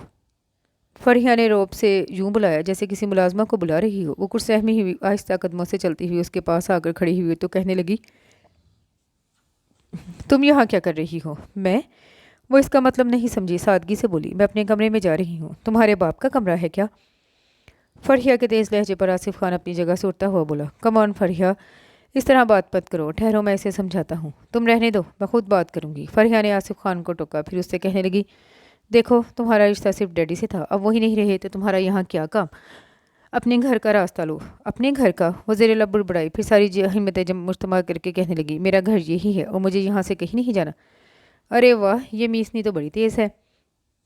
फरिया ने बाकियों की तरफ देखते हुए उसका मजाक उड़ाया। इससे पहले कि हिस्सा मांगने लगे, निकाल बाहर करो, शुमाइला ने सफाकी से कहा तो बाकी सब उससे इत्तफाक करने लगे। वो डर कर कदम कदम पीछे हटने लगी। उसी वक्त मुलाजिम ने आकर जुनैद खान के वकील की आमद का बताया। तो सब एकदम खामोश हो गए और आंखों ही आंखों में एक दूसरे से जाने क्या इशारा किया। तो वो जो राह फरार ढूंढ रही थी फ़ौरन अपने कमरे में आ गई। उसे इन सब की बातों ने बहुत दुख पहुंचाया था और वह अपने आप को एकदम तन्हा और बेबस महसूस करके रो पड़ी। नानी अम्मा ने ठीक कहा था, वो रोते हुए सोचने लगी कि जुनैद के बाद मुझे इस घर में जगह नहीं मिलेगी, लेकिन मैं कहाँ जाऊँ। वो अपने आप से पूछने लगी। अबूजी और आंटी ने तो झूठे मुंह भी साथ चलने को नहीं कहा और पता नहीं दोबारा मामू जान के घर जाना मुनासिब है भी कि नहीं। वो अपने लिए रास्ता तलाश कर रही थी कि मुलाजिम उसे बुलाने आ गया। क्या बात है? वो हथेलियों से आंखें रगड़ कर पूछने लगी। बेगम साहिबा, वकील साहब आपसे मिलना चाहते हैं। क्यों? मैं क्या कह सकता हूँ? बाकी सब लोग कहाँ हैं? वहीं वकील साहब के पास मौजूद हैं। अच्छा तुम जाओ, मैं आती हूँ। वो उठकर बाथरूम में चली गई। मुंह हाथ धोकर हाथों से बाल ठीक किए और दुपट्टे को फैलाकर ओढ़ती हुई बाहर निकल आई। उसने देखा वो सब जो अभी कुछ देर पहले रिश्ता लिहाज भुलाकर इंतहाई बदतमीजी का मुजाहरा कर रहे थे, अब वकील साहब के सामने खासे मुहज़्ज़ब बने बैठे थे। अस्सलाम वालेकुम बेगम साहिबा। वो करीब पहुंची तो वकील साहब उसे सलाम करते हुए अपनी जगह से खड़े हो गए। उसने सर के इशारे से सलाम का जवाब दिया, फिर उनके कहने पर उनके दाएं जानिब खाली सोफे पर जा बैठी। मेरा नाम ज़ियाउल हसन है और मैं जुनैद खान का कानूनी वकील हूँ। वकील साहब ने उससे अपना तारुफ करवाया तो वो ज़रा सा सर ऊंचा करके उनकी तरफ मतवजा हो गई। क्या हुआ था खान साहब को? अभी तो वो बाईपास करवा कर आए थे, फिर इतनी जल्दी ये सब कैसे हुआ? वकील साहब के पूछने पर वो बारी बारी उनकी तरफ देखने लगी। दिल चाहा चीख चीख कर कहे, इन सब की वजह से। हाँ, इनकी मौत के ज़िम्मेदार ये सब है, लेकिन वो होंठ भींच कर खामोश रही। मुझे बेहद अफसोस है बेगम साहिबा, मरहूम बहुत अच्छे इंसान थे। आप अपने आखिरी वक्त में वो मुझ पर फ़ोन पर मुझसे बात कर रहे थे। उसकी आंखों में ढेर सारा पानी जमा हो गया तो उसने सर झुका लिया। वकील साहब कुछ देर खामोश रहे, फिर अपना ब्रीफ केस खोलते हुए कहने लगे, मैं जानता हूँ अभी आप लोगों का जख्म ताज़ा है, लेकिन मैं भी अपने फ़र्ज़ से मजबूर हूँ। खान साहब की हिदायत थी मैं जल्द से जल्द आपकी अमानतें आप तक पहुँचा दूँ। इसके साथ ही वकील साहब ऊंची आवाज़ में जुनैद खान का वसीयतनामा पढ़ने लगे। उन्होंने बच्चों की ख्वाहिश के मुताबिक, यानी उस रात जो जिस प्रोजेक्ट या चीज़ की ख्वाहिश कर रहा था उसी के नाम की थी और आखिरी अल्फाज यूँ थे, मैं फैसलाबाद वाली टेक्सटाइल मिल अपनी बीवी सजीला नवाज के नाम कर रहा हूँ और साथ ही ये घर जो इसका साहिबान है, अगर किसी ने सजीला से उसका साहिबान छीनने की कोशिश की तो फिर मेरे वकील ज़ियाउल हसन को इसके खिलाफ कानूनी चाराजोई करने का इख्तियार है। नहीं, वह हाथों में चेहरा छुपाकर फूट फूट कर रोने लगी। ये मिट्टी गारे की दीवारें और छत मुझे साहिबान नहीं दे सकती। मेरा साहिबान तो खुद जुनैद थे, वो ही नहीं रहे तो मैं ये सब लेकर क्या करूँगी? मुझे कुछ नहीं चाहिए, वो रोते हुए कह रही थी। वकील साहब उठकर उसके पास चले आए, मुलाजिम से कहकर उसके लिए पानी मंगवाया, फिर गिलास उसके हाथ में थमाकर अपना हाथ उसके सर पर रख दिया। उसी वक्त फरिया ने बंटी को जाने क्या इशारा किया कि वो अपनी व्हीलचेयर धकेलता हुआ उसके पास चला आया। ममा प्लीज़ इस तरह ना रोए, वो उसका हाथ थाम कर बोला तो वो शिद्दत से रोने लगी। प्लीज़ ममा, उसने मुल्तजी अंदाज इख्तियार किया, मुझे बहुत दुख हो रहा है और देखें ज़िया अंकल भी आपके रोने से परेशान हो रही हैं। उसने वो मुश्किल अपनी बुलंद होती सिसकियों को रोका और वकील साहब से माजरत करती हुई उठकर अपने कमरे में आ गई। उसकी जगह कोई और होती तो इस वक्त जुनैद खान की औलादों पर बढ़तरी हासिल होने पर इत्मीनान ज़रूर महसूस करती, लेकिन वो थी सजीला नवाज़ जिसने कभी ज़्यादा की आरजू की नहीं की थी, हमेशा जो मिला उसी पर कनात की, ख्वाहिश के मुताबिक या ख्वाहिश के बरक्स। और अब जो उसे मिल रहा था उसका तो उसने कभी तसव्वुर भी नहीं किया था। ज़िंदगी में शायद पहली बार वो ऊपर वाले से शिकवा करने लगी थी। या मेरे अल्लाह मियाँ, क्या मांगा था मैंने? सिर्फ जुनैद खान की ज़िंदगी, कि मेरे सर पर साहिबान सलामत रहे, और तूने वही साहिबान छीन लिया। कितने बहुत सारे दिन गुजर गए, वो हमेशा समझौता कर लिया करती थी, अब इन हालात से किसी तरह भी समझौता नहीं कर पा रही थी। एकदम तनहा होने के एहसास ने उसे तोड़ कर रख दिया था और वो ज़िंदगी से ही मायूस हो गई थी। हर वक्त कमरे में बंद चुपचाप दीवारों को तका करती, कभी हंसती कभी रोने लगती। अगर कुछ दिन और वो इस तरह कमरे में बंद रहती तो यकीनन पागल हो जाती, लेकिन शायद कुदरत को ये मंजूर नहीं था। जब एक दिन बंटी उसके कमरे में चला आया, वो खाली खाली नज़रों से उसकी तरफ देखने लगी। ममा, मैं बिल्कुल तनहा हो गया हूँ, वो उसके घुटने पर हाथ रख कर अजुर्दा लहजे में बोला। हाँ ममा, कोई भी मेरे पास नहीं। तुम्हारे बहन भाई वो सब तो उसी रोज़ चले गए थे और कोई भी मुझे अपने साथ ले जाने पर आमादा नहीं हुआ। तुम्हें किसी के साथ जाने की क्या ज़रूरत है? यहाँ रह कर क्या करूँ? कोई बात करने वाला ही नहीं। वो बहुत मायूस नज़र आ रहा था। मैं जो हूँ वो एकदम कह गई, आप तो शायद मुझे देखना भी पसंद नहीं करती, जब भी तो अपने आप को कमरे में बंद कर लिया है। नहीं बंटी, ये बात नहीं है। फिर क्या बात है? मैंने तो सिर्फ इसलिए अपने आप को कमरे में मुकीद कर लिया है कि कहीं तुम ये ना समझने लगो कि मैं इस घर पर काबिज हो गई हूँ। ये घर आप ही का तो है, सिर्फ मेरा नहीं, हम सबका। अच्छा, वो खुश हुआ, इसका मतलब है आप मुझे यहाँ से नहीं निकालेंगी? मैं ऐसा क्यों करूँगी भला? मेरे बहन भाई भी तो आपके साथ ऐसा कर रहे थे, उनका अमल उनके साथ है, मेरा अमल मेरे साथ। वो खुद कलामी के अंदाज में कहकर बेड से उतर आई और उसकी चेयर धकेलती हुई बोली, आओ बाहर चलें, पता नहीं बाहर का मौसम कैसा है। बहुत खुशगवार, बंटी खुश दिली से बोला था। फिर रफ्ता रफ्ता वो अपने पुराने मामूल की तरफ लौट आए। एक जुनैद खान ही तो नहीं थे, बाकी सब कुछ तो वैसा ही था। और फिर जुनैद खान भी कब उसे इतना वक्त देते थे। अक्सर दौरों पर रहते या यहाँ होते भी तो इतने मसरूफ़ के उससे बस रस्मी बातें ही कर पाते थे। शुरू से उसका ज़्यादा वक्त बंटी के साथ गुजरता था, अब भी वही साथ था। पहले उसे शुबा था, अब वो यकीन कि वो सिर्फ बंटी के लिए इस घर में लाई गई थी, वरना अगर जुनैद खान को बीवी की ज़रूरत होती तो वो इस जैसी आम सी लड़की से शादी क्यों करते। हालात से समझौता करना हमेशा से उसकी मजबूरी रही थी, और शायद ये पहला समझौता था जिसे करने में उसे कुछ वक्त लगा।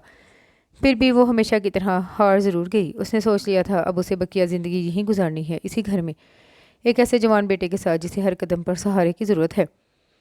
और जब वो अपनी सोच के साथ समझौता करके कदरे मुतमिन होने लगी तो एक शाम सरमद का फ़ोन आ गया। सुनो, मैं यहीं से बात कर रहा हूँ, मेरा मतलब है तुम्हारे शहर में मौजूद हूँ, अगर इजाज़त हो तो तुम्हारे घर तक चलाऊँ, आना चाहो तो ज़रूर आओ।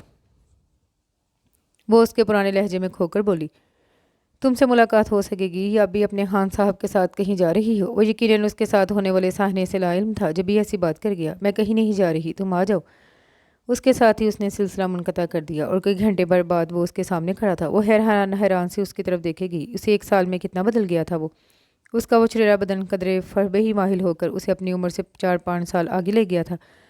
आंखों पर सुनहरे फ्रेम का चश्मा उसके चेहरे को बावकार बना रहा था। बैठने को नहीं कहोगी। वो उसे यूँ देखते पाकर नज़रें चुराता हुआ बोला। हाँ बैठो। वो सर झटक कर बोली। ये बताओ घर में सब लोग कैसे हैं, और तुम्हें इतने अरसे बाद मेरा ख्याल कैसे है। तुम्हें किसी का ख्याल आता है। वो उसका मुहासबा करना चाहता था। नहीं। अपनी गलती का एतराफ़ करते हुए वो रो पड़ी। मुझे तो खुद अपना ख्याल भी नहीं आता। क्यों। वो उसके रोने की परवाह न करते हुए पूछने लगा तो जवाब में उसने अपने ऊपर टूटने वाली क़यामत का अहवाल क्या सुनाया। सज्जो। वो किस कदर हैरान था। तुम तन्हा अपनी ज़ात पर इतने दुख कैसे झेल लेती हो। कम अज़ कम हमें इतला तो करती। मेरा ख्याल था तुम्हें मालूम हो गया होगा। वही तो नाज़िल नहीं होती हम पर, कोई बताता जब मालूम होता ना। और फिर मैं तो वैसे भी ट्रेनिंग के सिलसिले में जर्मनी गया हुआ था, अभी 2 हफ्ते पहले लौटा हूँ। बहरहाल अब्बू जी और अम्मी को इतला करती, वो तुम्हारे पास ज़रूर आते, बल्कि तुम्हें अपने साथ ले जाते। अपने साथ। बिल्कुल। वो फ़ौरन बोल पड़ा। जुनैद खान के बाद तुम्हारा यहाँ कौन है। बंटी। कौन बंटी। फिर जैसे उसे फ़ौरन याद आ गया। अच्छा वो बंटी, जुनैद का मज़दूर बेटा। लेकिन सज्जो, उसके अपने बहन भाई मौजूद हैं, फिर तुम्हें क्या ज़रूरत है उसकी गवर्नेंस बनने की। गवर्नेंस नहीं सरमद, मैं उसकी माँ हूँ। माँ। वो तलखी से हंसा। माँ सिर्फ जन्म देने वाली होती है सज्जो, और तुम्हें तो ये बात अच्छी तरह समझनी चाहिए थी। क्या वो औरत तुम्हारी माँ बनी जिसे तुम्हारे अब्बू ने तुम्हारी माँ की जगह दी। वो औरत मेरी माँ नहीं बनी तो क्या हुआ, मैं तो नहीं सज्जो। वो उसकी बात पूरी होने से पहले बोल पड़ा। मत अपनी ज़िंदगी बर्बाद करो उसके लिए जो अपने माँ बाप का भी नहीं था। यकीन करो, तुम्हें वो माँ उस वक्त तक कहेगा जब तक ये घर और टेक्सटाइल मिल तुम्हारे पास है। अगर आज उसके नाम कर दो तुम्हें धक्के देकर निकाल देगा। और तुम जैसी बेवकूफ़ लड़की से कोई उम्मीद नहीं कि उसकी बातों में आकर उसके नाम लिख भी दो। नहीं सरमत, बंटी ऐसा नहीं है। वो तो शुरू दिन से मेरे साथ बहुत अच्छा है। होगा, फिर भी मैं तुम्हें यहाँ नहीं रहने दूंगा। तुम मेरे साथ चलोगी। नहीं सरमत, मैं अपना घर छोड़कर कहीं नहीं जाऊंगी। यूँ कहो बड़े घर में रहने की आदी हो गई हूँ, ये आसाइशें वहाँ नहीं मिल सकती। कैसी बातें करती हो। वो रूहानसी हो गई। इस बड़े घर और इन आसाइशों ने क्या दिया है मुझे। तो फिर छोड़ो ये सब और मेरे साथ चलो। उसकी बेबसी से देखने पर वो कहने लगी। सुनो, हमारा घर छोटा सही लेकिन दिल बहुत बड़े हैं, और मोहब्बतों से लबरेज भी। और मोहब्बतें दौलत से नहीं खरीदी जा सकती। फिर उठते हुए बोला। मैं कल की सीटी ओके करवा रहा हूँ। तुम्हें आना हो तो इन सारी आसाइशों को हमेशा के लिए यहीं छोड़कर कल 4 बजे अब एयरपोर्ट पर आ जाना, वरना फिर हमेशा के लिए खुदा हाफिज़। वो लंबे लंबे डग भरता हुआ कमरे से निकल गया और वो ग्लास डोर से उसे जाते हुए देखती रही। सरमद उसके लिए सोचोगे ने दरवाजे खोल गया था और वो उलझती चली जा रही थी। उसकी समझ में नहीं आ रहा था वो क्या करे। कभी सोचती उसकी बात मानकर एक बार फिर नानी और मोमानी जान की शफीक पनाहों में जाओ छुपे। कभी बंटी का ख्याल आता है कि उसके जाने के बाद वो कितना तनहा हो जाएगा। रात भर वो कोई फैसला नहीं कर पाई। सुबह अपने थके हुए जहन को फ्रेश करने के घर से लॉन में निकल आई, लेकिन यहाँ भी वही सोची थी। जल्द ही उकता कर दोबारा अंदर आई। किचन की तरफ जाना चाहती थी कि बंटी के कमरे में आहट सुनकर रुक गई। बंटी इतनी जल्दी उठ गया। सोचती हुई उसके कमरे की तरफ आई तो दरवाजे के पास ही ठटक कर रुक गई। वो शायद फ़ोन पर बात कर रहा था। फरीहा आपा, कहाँ थी आप। मैं कल शाम से आपको रिंग कर रहा हूँ। हाँ, यहाँ खासी गड़बड़ हो गई है। उस मिसनी का कज़न पता नहीं कहाँ से आ गया है। मैंने खुद सुना था वो उल्लू का पठाव से मेरे खिलाफ करा रहा था। अब मैं क्या करूं। अगर वो उसकी बातों में आ गई तो हमारे हाथ कुछ नहीं आएगा, और वो हमेशा तो ऐसी बातों पर खामोश नहीं रह सकती थी। दरवाजे को ज़ोर से धक्का देकर अंदर दाखिल हो गई और वो उसे देखकर गड़बड़ा गया। फ़ौरन रिसीवर रखकर अपने आप पर काबू पाते हुए बोला। अरे मामा, आप इतनी जल्दी उठ गई। मामा नहीं, मीसनी कहो। اس نے اپنی پوری زندگی میں کبھی اس انداز سے بات نہیں کی تھی، دانتوں کے ایک دوسرے پر جما کر اور آنکھوں کی پتلیاں سکیر کر۔ کیا مطلب؟ کیا کہہ رہی ہیں آپ؟ بنٹی نے انجان اور منصوم بننے کی ایکٹنگ کی۔ تم اچھی طرح جانتے ہو میں کیا کہہ رہی ہوں اور مزید کیا کہنے والی ہوں۔ اگر سننے کا حوصلہ ہے تو سنو، ورنہ ابھی اور اسی وقت نکل جاؤ یہاں سے۔ میں بالکل نہیں سمجھا، وہ ڈٹائی سے بولا۔ کیا سمجھاؤ تمہیں؟ ارے تم تو یہ بھی نہ سمجھ سکے کہ مجھے تم سے ہمدردی نہیں تھی۔ میں نے سچ مچ تم پر اپنی ممتا لٹائی تھی، اور جس پر ممتا لٹائی جائے اس پر جان بھی نچھاور کر دی جاتی ہے۔ یہ گھر جاگیر کیا چیز ہے؟ ماما مت کہو مجھے ماما، میں تمہاری ماں نہیں ہوں، اور تمہارے جیسی رشتوں کا تقدس پامال کرنے والی میری اپنی سگی اولاد بھی ہوتی تو میں اس کا بھی گلا دبا دیتی۔ اس کی آواز بھر آ گئی تو اس کی طرف سے رخ موڑتے ہوئے بولی، تم نے مجھے بہت دکھ پہنچایا ہے بنٹی، اس کے لیے میں تمہیں کبھی معاف نہیں کروں گی۔ بہت زیادہ اور جلد سے جلد حاصل کر لینے کی ہوس نے تم سب کو اندھا کر دیا۔ ارے یہ سب کچھ تمہارا ہی تو ہے پھر۔ لیکن نہیں، میں جنید خان نہیں ہوں جو تم لوگوں کی حقیقت جاننے کے بعد بھی اتنا کچھ تمہارے نام لکھ کے میں اس ساری دولت اور جائیداد کو اپنے ہاتھوں سے آگ لگا دوں گی، لیکن تمہارے حوالے نہیں کروں گی۔ تم ایسا نہیں کر سکتی، وہ جناب آپ سے تم پر آ گیا۔ میں کیا کر سکتی ہوں یہ تم اچھی طرح جانتے ہو، اور اس سے پہلے کہ میں تمہیں کسی کوڑے کرکٹ کی طرح اٹھا کر باہر پھینکوانے کا سوچوں، اپنی فریح آپی کو فون کرو کہ تمہیں لے جائے، ورنہ کیا کر لو گی تم؟ وجیہہ یہ سب ہمارے باپ کی جاگیر ہے اور ہم تمہیں اس پر اتنی آسانی سے قابض ہونے نہیں دیں گے۔ Shut up! وہ اس سے بھی اونچی آواز میں چیخی۔ ویسے بھی مجھے جاگیروں پر قابض ہونے کا کوئی شوق نہیں، اور رہے تم تو تم بھی اپنے دل سے یہ خیال نکال دو کہ کچھ حاصل کر سکو گے۔ اس کے ساتھ ہی وہ فون کی طرف بڑھی اور ریسیور اٹھا کر وکیل ضیاء الحسن کے نمبر ڈائل کرنے لگی۔ دوسری طرف جب وکیل صاحب آن لائن پر آ گئے تو کہنے لگی، ضیاء صاحب میں ہوں سجیلا نواز۔ جی بیگم صاحبہ فرمائیے۔ معاف کیجیے گا، میں نے صبح ہی آپ کو زحمت دی، لیکن کیا کروں، میرے پاس وقت نہیں ہے۔ آپ فرمائیے کیا کام ہے؟ انہوں نے کہا تو وہ بنٹی پر نظریں جماتی ہوئی بولی، ضیاء صاحب میں چاہتی ہوں میرا یہ گھر جہاں میں رہائش پذیر ہوں اسے یتیم اور بے سہارا لڑکیوں کے لیے ہاسٹل بنا دوں، اور میری ٹیکسٹائل مل کی جو سالانہ آمدنی ہے اس میں سے 50% ان لڑکیوں کی تعلیم اور دیگر ضروریات پر خرچ ہو، اور بقیہ 50% مختلف مستحق اداروں کو دیا جائے۔ وہ تو بیگم صاحبہ آپ کہاں جائیں گی؟ وکیل صاحب شاید مذاق سمجھے تھے۔ میں انہی راہوں پر لوٹ رہی ہوں جہاں قدم قدم پر محبتوں کے پھول کھلتے ہیں۔ پھر فوراً اصل موضوع کی طرف آتی ہوئی بولی، تو ضیاء صاحب میرا یہ کام جلد سے جلد ہو جانا چاہیے۔ میں آج ہی یہ گھر چھوڑ رہی ہوں۔ جی ہاں میں کراچی جا رہی ہوں۔ میرا فون نمبر لکھ لیجیے، آئندہ مجھ سے اسی نمبر پر رابطہ کیجیے گا۔ دوسری طرف وکیل صاحب کی بات سن کر بنٹی کی طرف دیکھتے ہوئے ہنس کر بولی، جی ہاں ضیاء صاحب، بنٹی میرے اس اقدام سے بہت خوش ہے۔ آپ تو جانتے ہیں وہ خاصا خدا ترس ہے، بیچارہ چلنے سے معذور ہے، ورنہ آپ دیکھتے وہ غریبوں مسکینوں کے لیے کیا کچھ کرتا۔ اچھا خدا حافظ۔ وہ ریسیور رکھ کر پوری طرح بنٹی کی طرف متوجہ ہوئی۔ جو اسے اس کے خطرناک ارادے نظر آئے، وہ ہاتھوں میں راڈ لیے غالباً اس پر حملہ کرنا چاہتا تھا کہ وہ پہلے پیچھے ہٹی، پھر بھاگ کر دروازے میں آ کھڑی ہوئی۔ میں اگر چلنے سے معذور نہ ہوتا تو تم اس وقت زندہ یہاں سے نہیں نکل سکتی تھی۔ وہ غصے میں پاگل ہو کر راڈ اس کی طرف پھینکتے ہوئے بولا، میں جانتی ہوں۔ وہ اپنا بچاؤ کرتے ہوئے اطمینان سے بولی، پھر باہر نکل کر دروازہ بند کرتی ہوئی اپنے کمرے میں آ گئی۔ پھر 4 بجے تک کا وقت اس نے بے حد مصروف گزارا۔ اس دوران اس نے جنید خان کی باقی اولادوں کو فون کر کے اپنا پروگرام بتایا اور جواب میں ان کی گالیاں سنی۔ دوپہر ہونے تک فریحہ کا ڈرائیور گاڑی لے آیا اور بنٹی کو اپنے ساتھ لے گیا، اور بنٹی کو جاتے دیکھ کر اس کی آنکھوں کے کنارے بھیگ گئے تھے۔ کاش بنٹی ایسا نہ ہوتا، اس نے سوچا تھا۔ ٹھیک 4 بجے وہ ایئرپورٹ پر موجود تھی۔ اس نے دیکھا سرمد متلاشی نظروں سے یقیناً اسے ہی کھوج رہا تھا۔ وہ ایک دم اس کے سامنے جا کھڑی ہوئی۔ میں آ گئی ہوں سرمد، ان ساری آسائشوں کو ہمیشہ کے لیے چھوڑ کر۔ وہ کتنی دیر تک بے یقینی سے اس کی طرف دیکھتا رہا، پھر اس کی آنکھوں میں ایک ساتھ کئی چراغ جل اٹھے۔ جانے کب سے سینے میں دبی سانس ہونٹوں کی قید سے آزاد کی، پھر جھک کر بریف کیس اٹھایا اور قدم بڑھاتا ہوا قدرے شرارت سے بولا، آ تو گئی ہو لیکن مجھ سے ذرا فاصلے پر چلو۔ کیوں؟ وہ حیران ہو کر بولی، بھئی لوگ کیا کہیں گے، اتنا ہینڈسم بندہ، اور ساتھ میں آگے گنگنایا، نالے لمبی تے نالے کالی۔ کیا؟ اس کے منہ سے ہلکی سی چیخ نکل گئی۔ روٹتے ہوئے بولی، میں بھی واپس چلی جاؤں گی۔ جا سکو گی واپس؟ براہ راست اس کی آنکھوں میں دیکھتا ہوا بولا، شاید نہیں، یقین سے کہو۔ کبھی نہیں، کبھی نہیں، ایک بار نظریں جھکا کر بولی۔ دوسری بار اس کی آنکھوں میں دیکھتے ہوئے تو وہ اندر تک سرشار ہو کر مسکرایا اور چلتے ہوئے اس کا ہاتھ تھام لیا، اور اس کے ساتھ ہی یہ خوبصورت سا ناول اپنے اختتام کو پہنچا۔ امید کرتی ہوں دوسرے ناولز کی طرح یہ ناول بھی آپ کو پسند آیا ہوگا۔ کمنٹ میں اپنی رائے کا اظہار ضرور کیجیے گا۔ دعا میں یاد رکھیے گا۔ اللہ حافظ۔